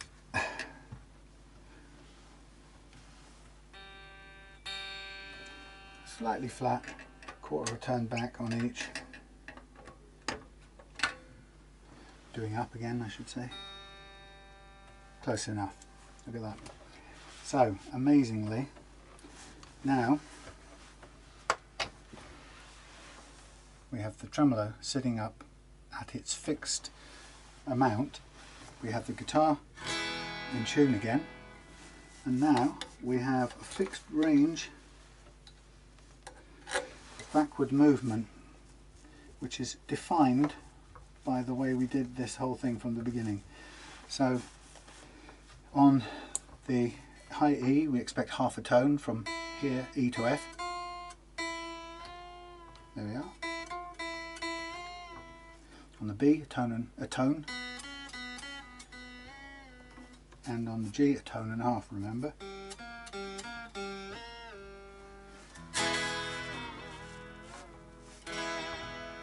And there's your beautifully, fully floating tremolo.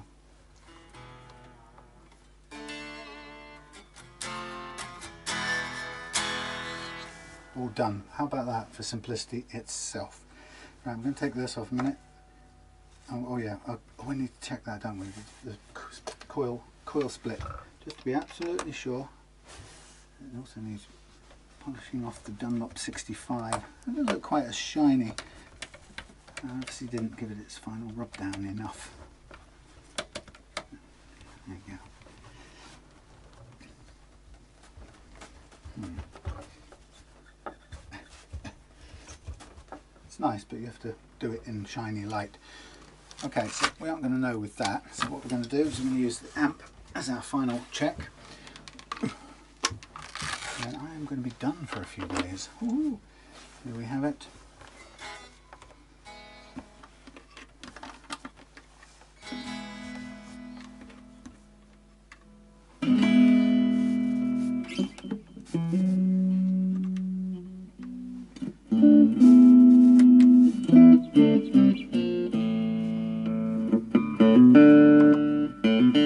Single coil, both.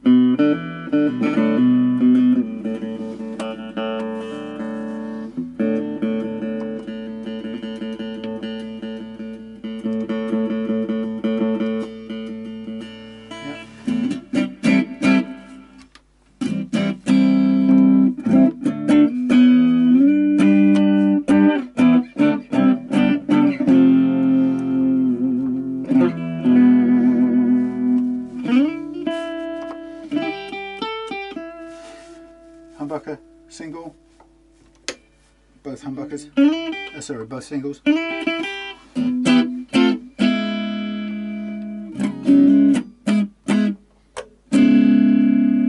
Neck only.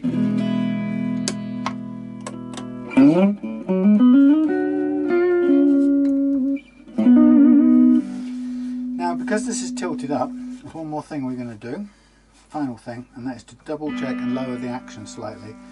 When you set the tremolo in floating mode, it's by definition it's going to raise up the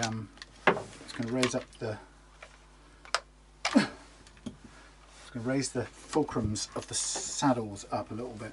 So it means everything is going to go up in the air.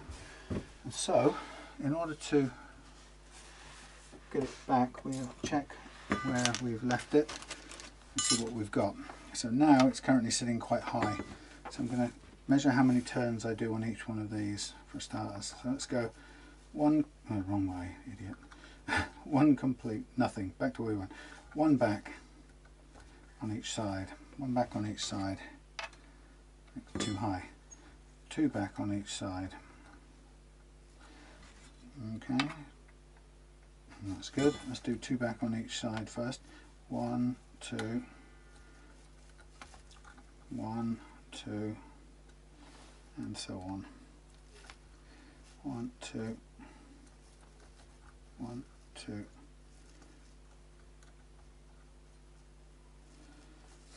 So fiddly. One, two,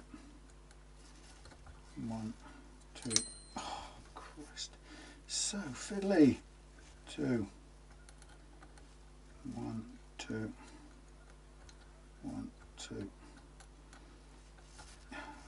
Two, one, two. Obviously the pitch will change now. Let's get a note.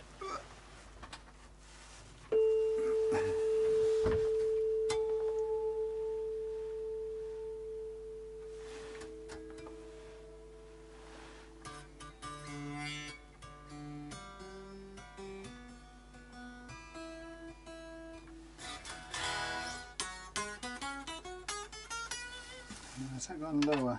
That's a bit low now. Okay, let's go half or one back. Half. Half. No, it's a whole one. Whoops. Half. Half. Half. Half. Half. Half. Half. Half. Half and half. What you might want to do with this this guitar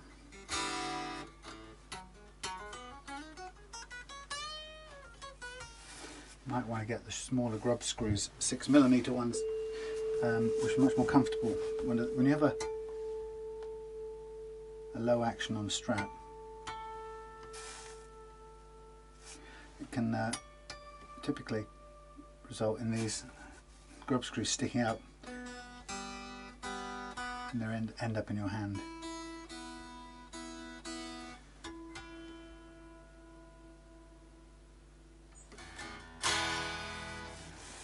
Okay, so that should be just about nice.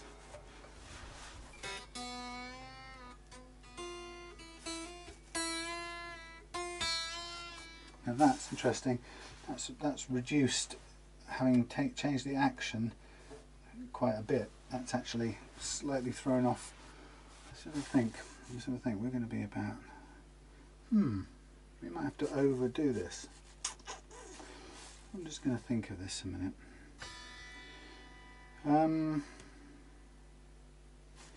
There is that little complication that has made a little difference there.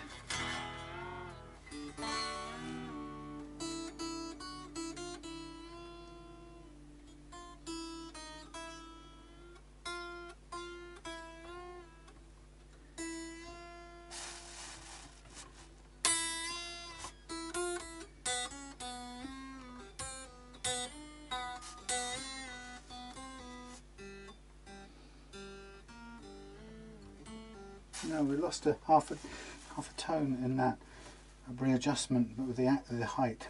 That's interesting. Height relieves tension. See, that's quite a big downward adjustment. I'm thinking of a way of doing this. Let's go down a whole turn on each of these, and I'm going to reset up from scratch again and come back up and see what happens. It's interesting.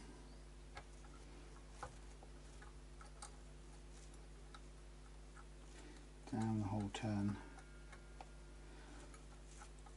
Never noticed that before, but that does have an impact. So we're going very low. Damn it.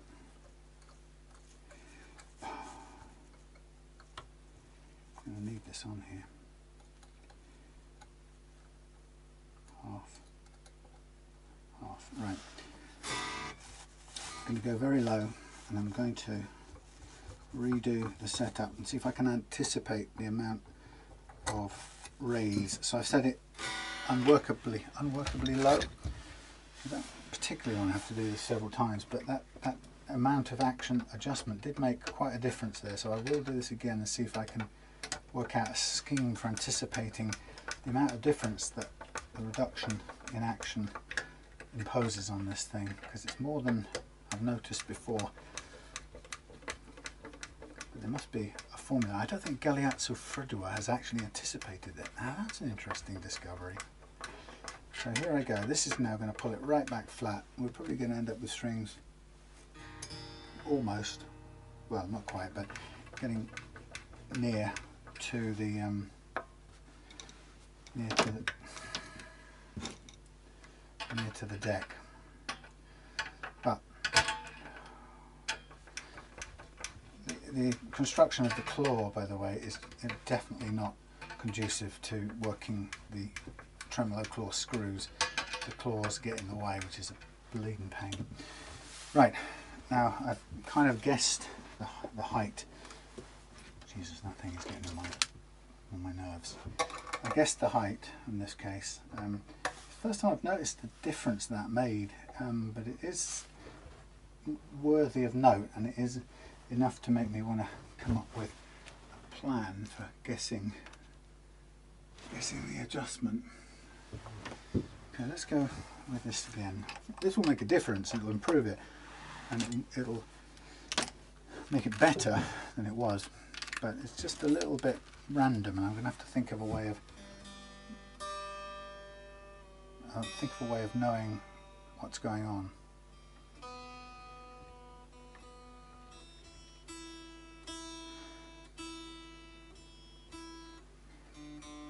See, the tuning thing isn't really the issue, it's the starting action and the finish action.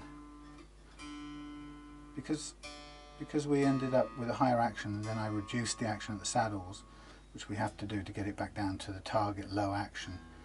The reduction of pressure on the strings naturally that allowed the tremolo to pull further back, which meant we got less range.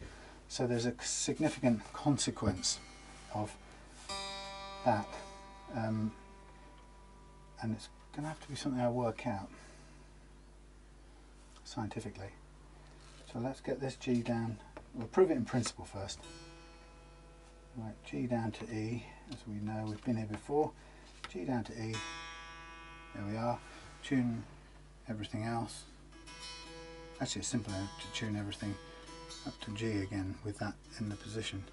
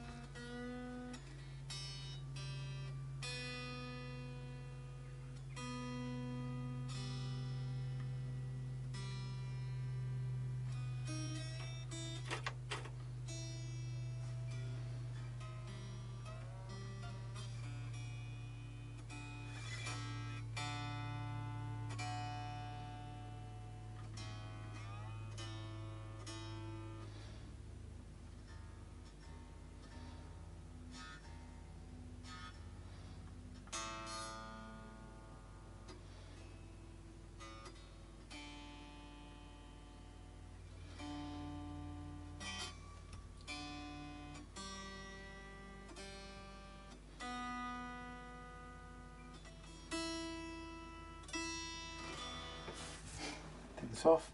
Oh, it's gone sharp. Take that off.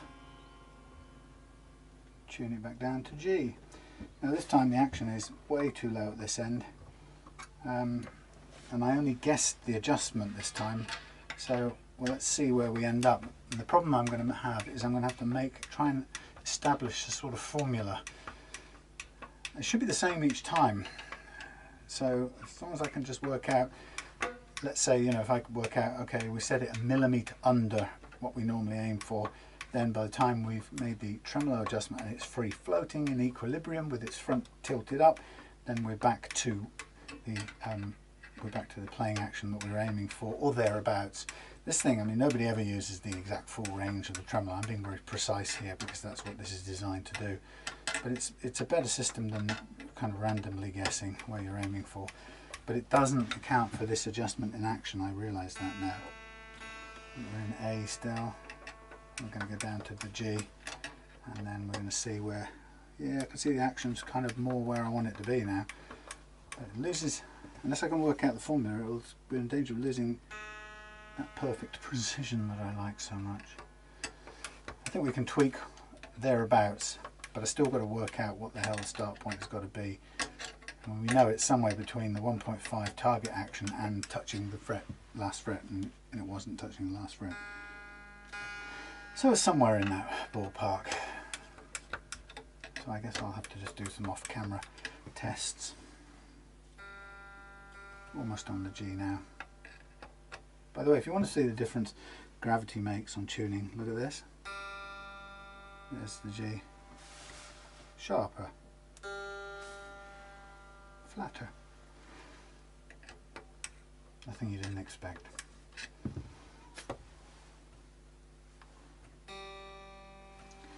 Flat of G, sharp, slightly. Tiny tweak on each one.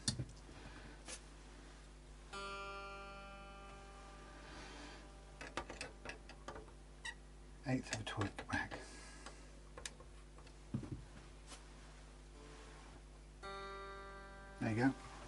Now that's back to where it was, and the action height in this case is pretty much where I want it. A fraction too high actually. So we're going to get the same effect happening again if we do make the adjustment now. So hello Morris, we're too high, so I'm going to go, let's go half a turn. Oh, that's the wrong way, isn't it? Half a turn back, half a turn back. Now the problem with this is you eventually get to a point where the guitar hasn't got any more adjustment room left on the saddles for a low action, and if you do get there, then you're facing the possibility of having to put a shim in the neck to get the kind of low action you want with the tremolo floating in the way you want it. So this is now close to where I want it in action. That's great. Problem is, of course, this will have had small effect on the tuning, and as I go to tune it up, the strings are now going to pull forward a little bit.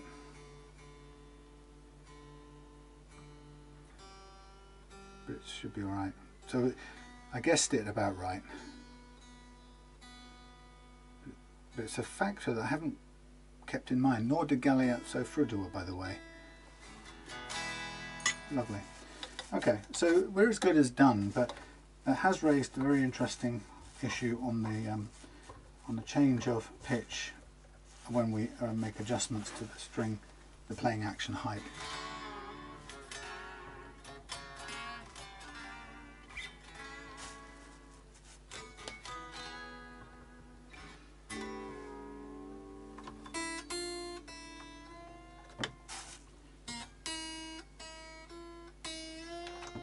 Oh, let's pull the strings out the back.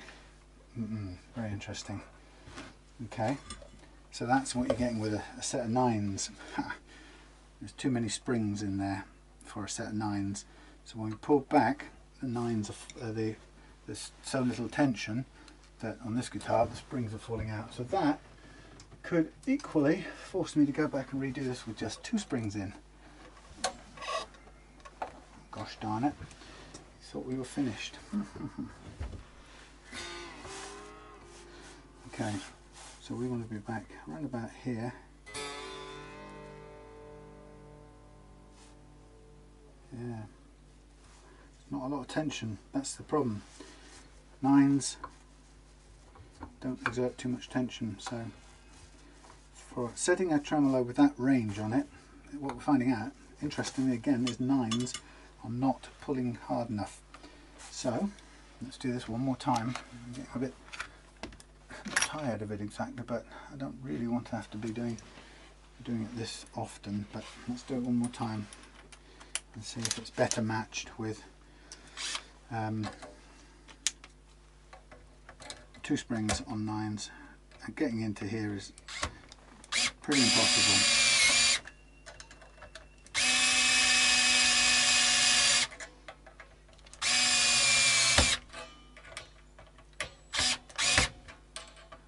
We may have to pull further in here with this. You see, you can't really get a good bite at it either. I mean, you can make this thing play all day long as a hardtail tremolo. And springs don't matter, but it's when you're getting this balance between a light gauge of strings and the amount of range you want. So let's start that game again. Okay, so bear with me. Let's see if it performs better with just 2. Because what you don't want is to pull it its full range and have any springs fall out. Okay. Sorry about the time. Now this is much springier now. So we pull this up. Yep, good.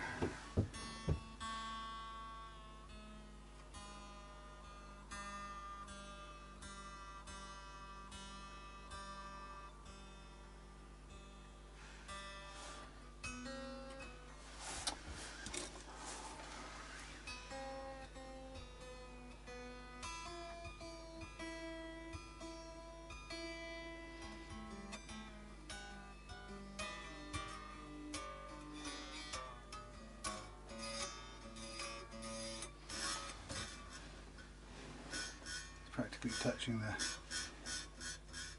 the frets now. So it's touching the pickup. This is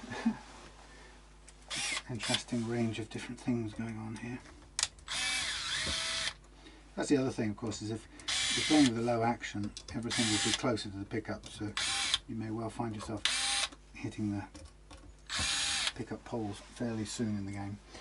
Okay, let's go back to the beginning.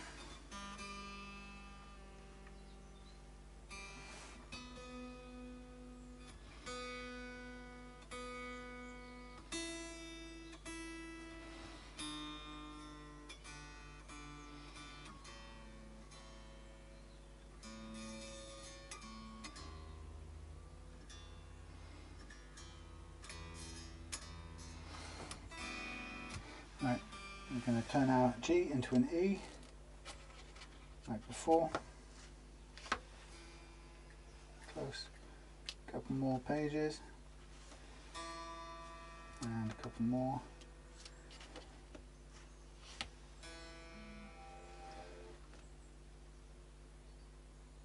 One more.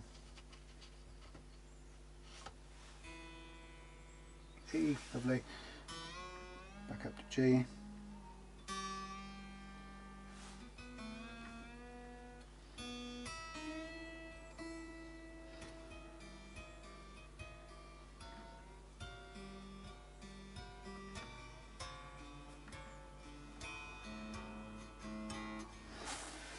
Then tune each one of them. Let's keep it on treble because that's better for tuning.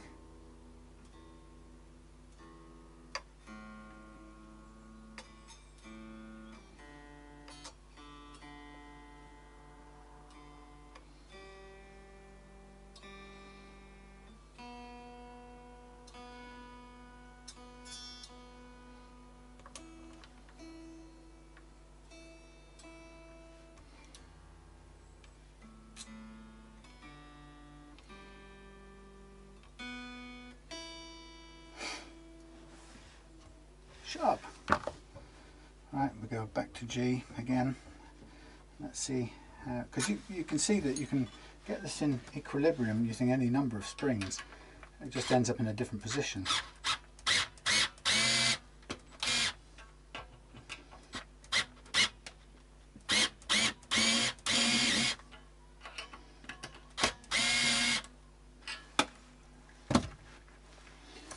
Okay, let's do this by hand.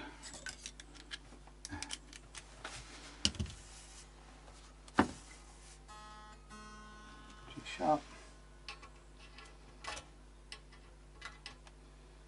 I wish these claws weren't in the way. It's really annoying. That's the only annoying thing about the Fender style bridge setup, I promise you. I've lost my plectrum now. Oh, where did that go?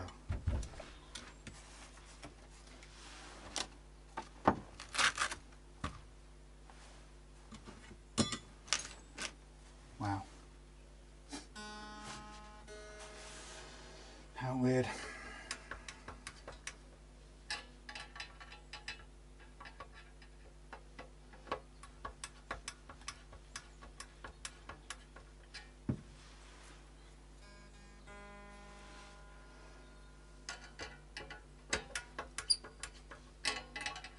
So remember, this time we were working on 2 springs only, so we expect the claw to be further in to maintain the pressure. So what we don't want, and we're trying to make it so these don't fall off when the tremolo is fully backed. There we go, there's us on G. So that's our position, running on 2, and with a bit of luck we won't be losing springs, shedding springs on the full tilt backwards. Now it makes the tremolo probably a lighter feel anyway.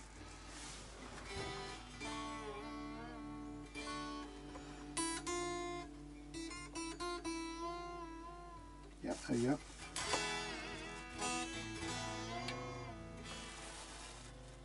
Yep.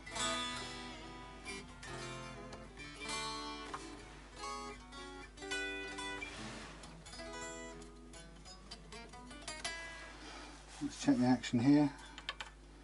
fraction low on that one, so let's see if we can make a small tweaks without any undue harm coming to the action overall. That's 1.2. It's fraction low as well. Let's do a turn on each, half a turn,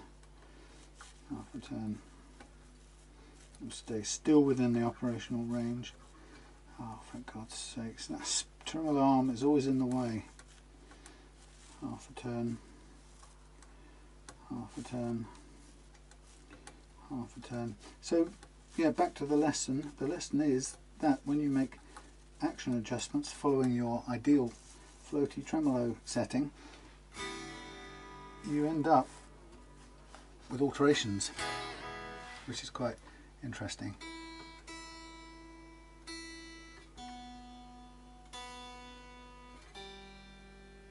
Galeazzo doesn't mention anything about that.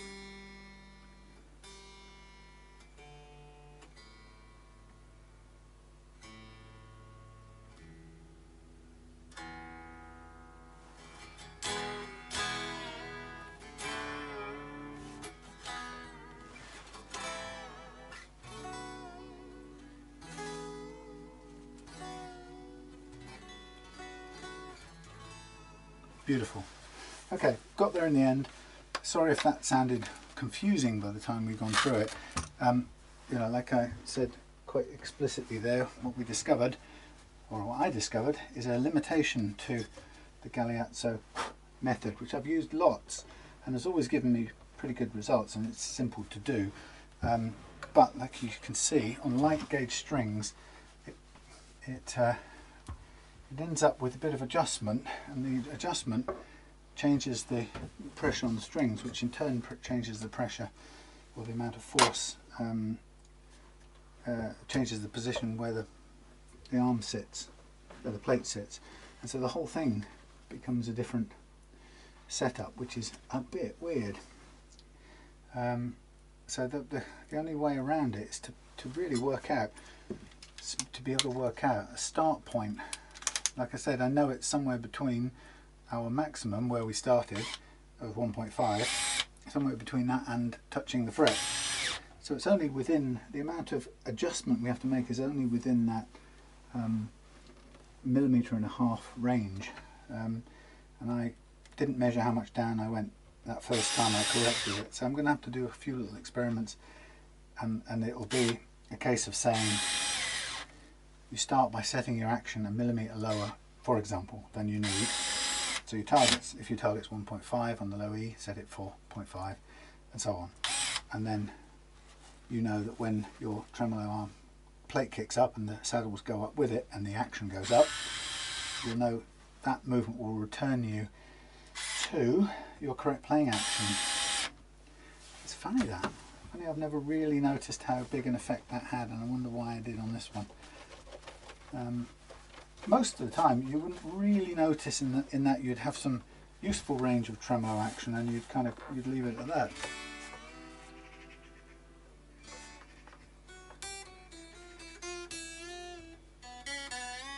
Perfect. That's exactly right. You can see it's running only on 2 springs. Perfectly calibrated. Okay, so that will go in the bag. Things are vanishing here. That is mental. Where's that spring gone now? Right, I've lost my plectrum. I've also lost my last spring. There's the spring and there's the plectrum in the same place. I think I need a few days off. Right.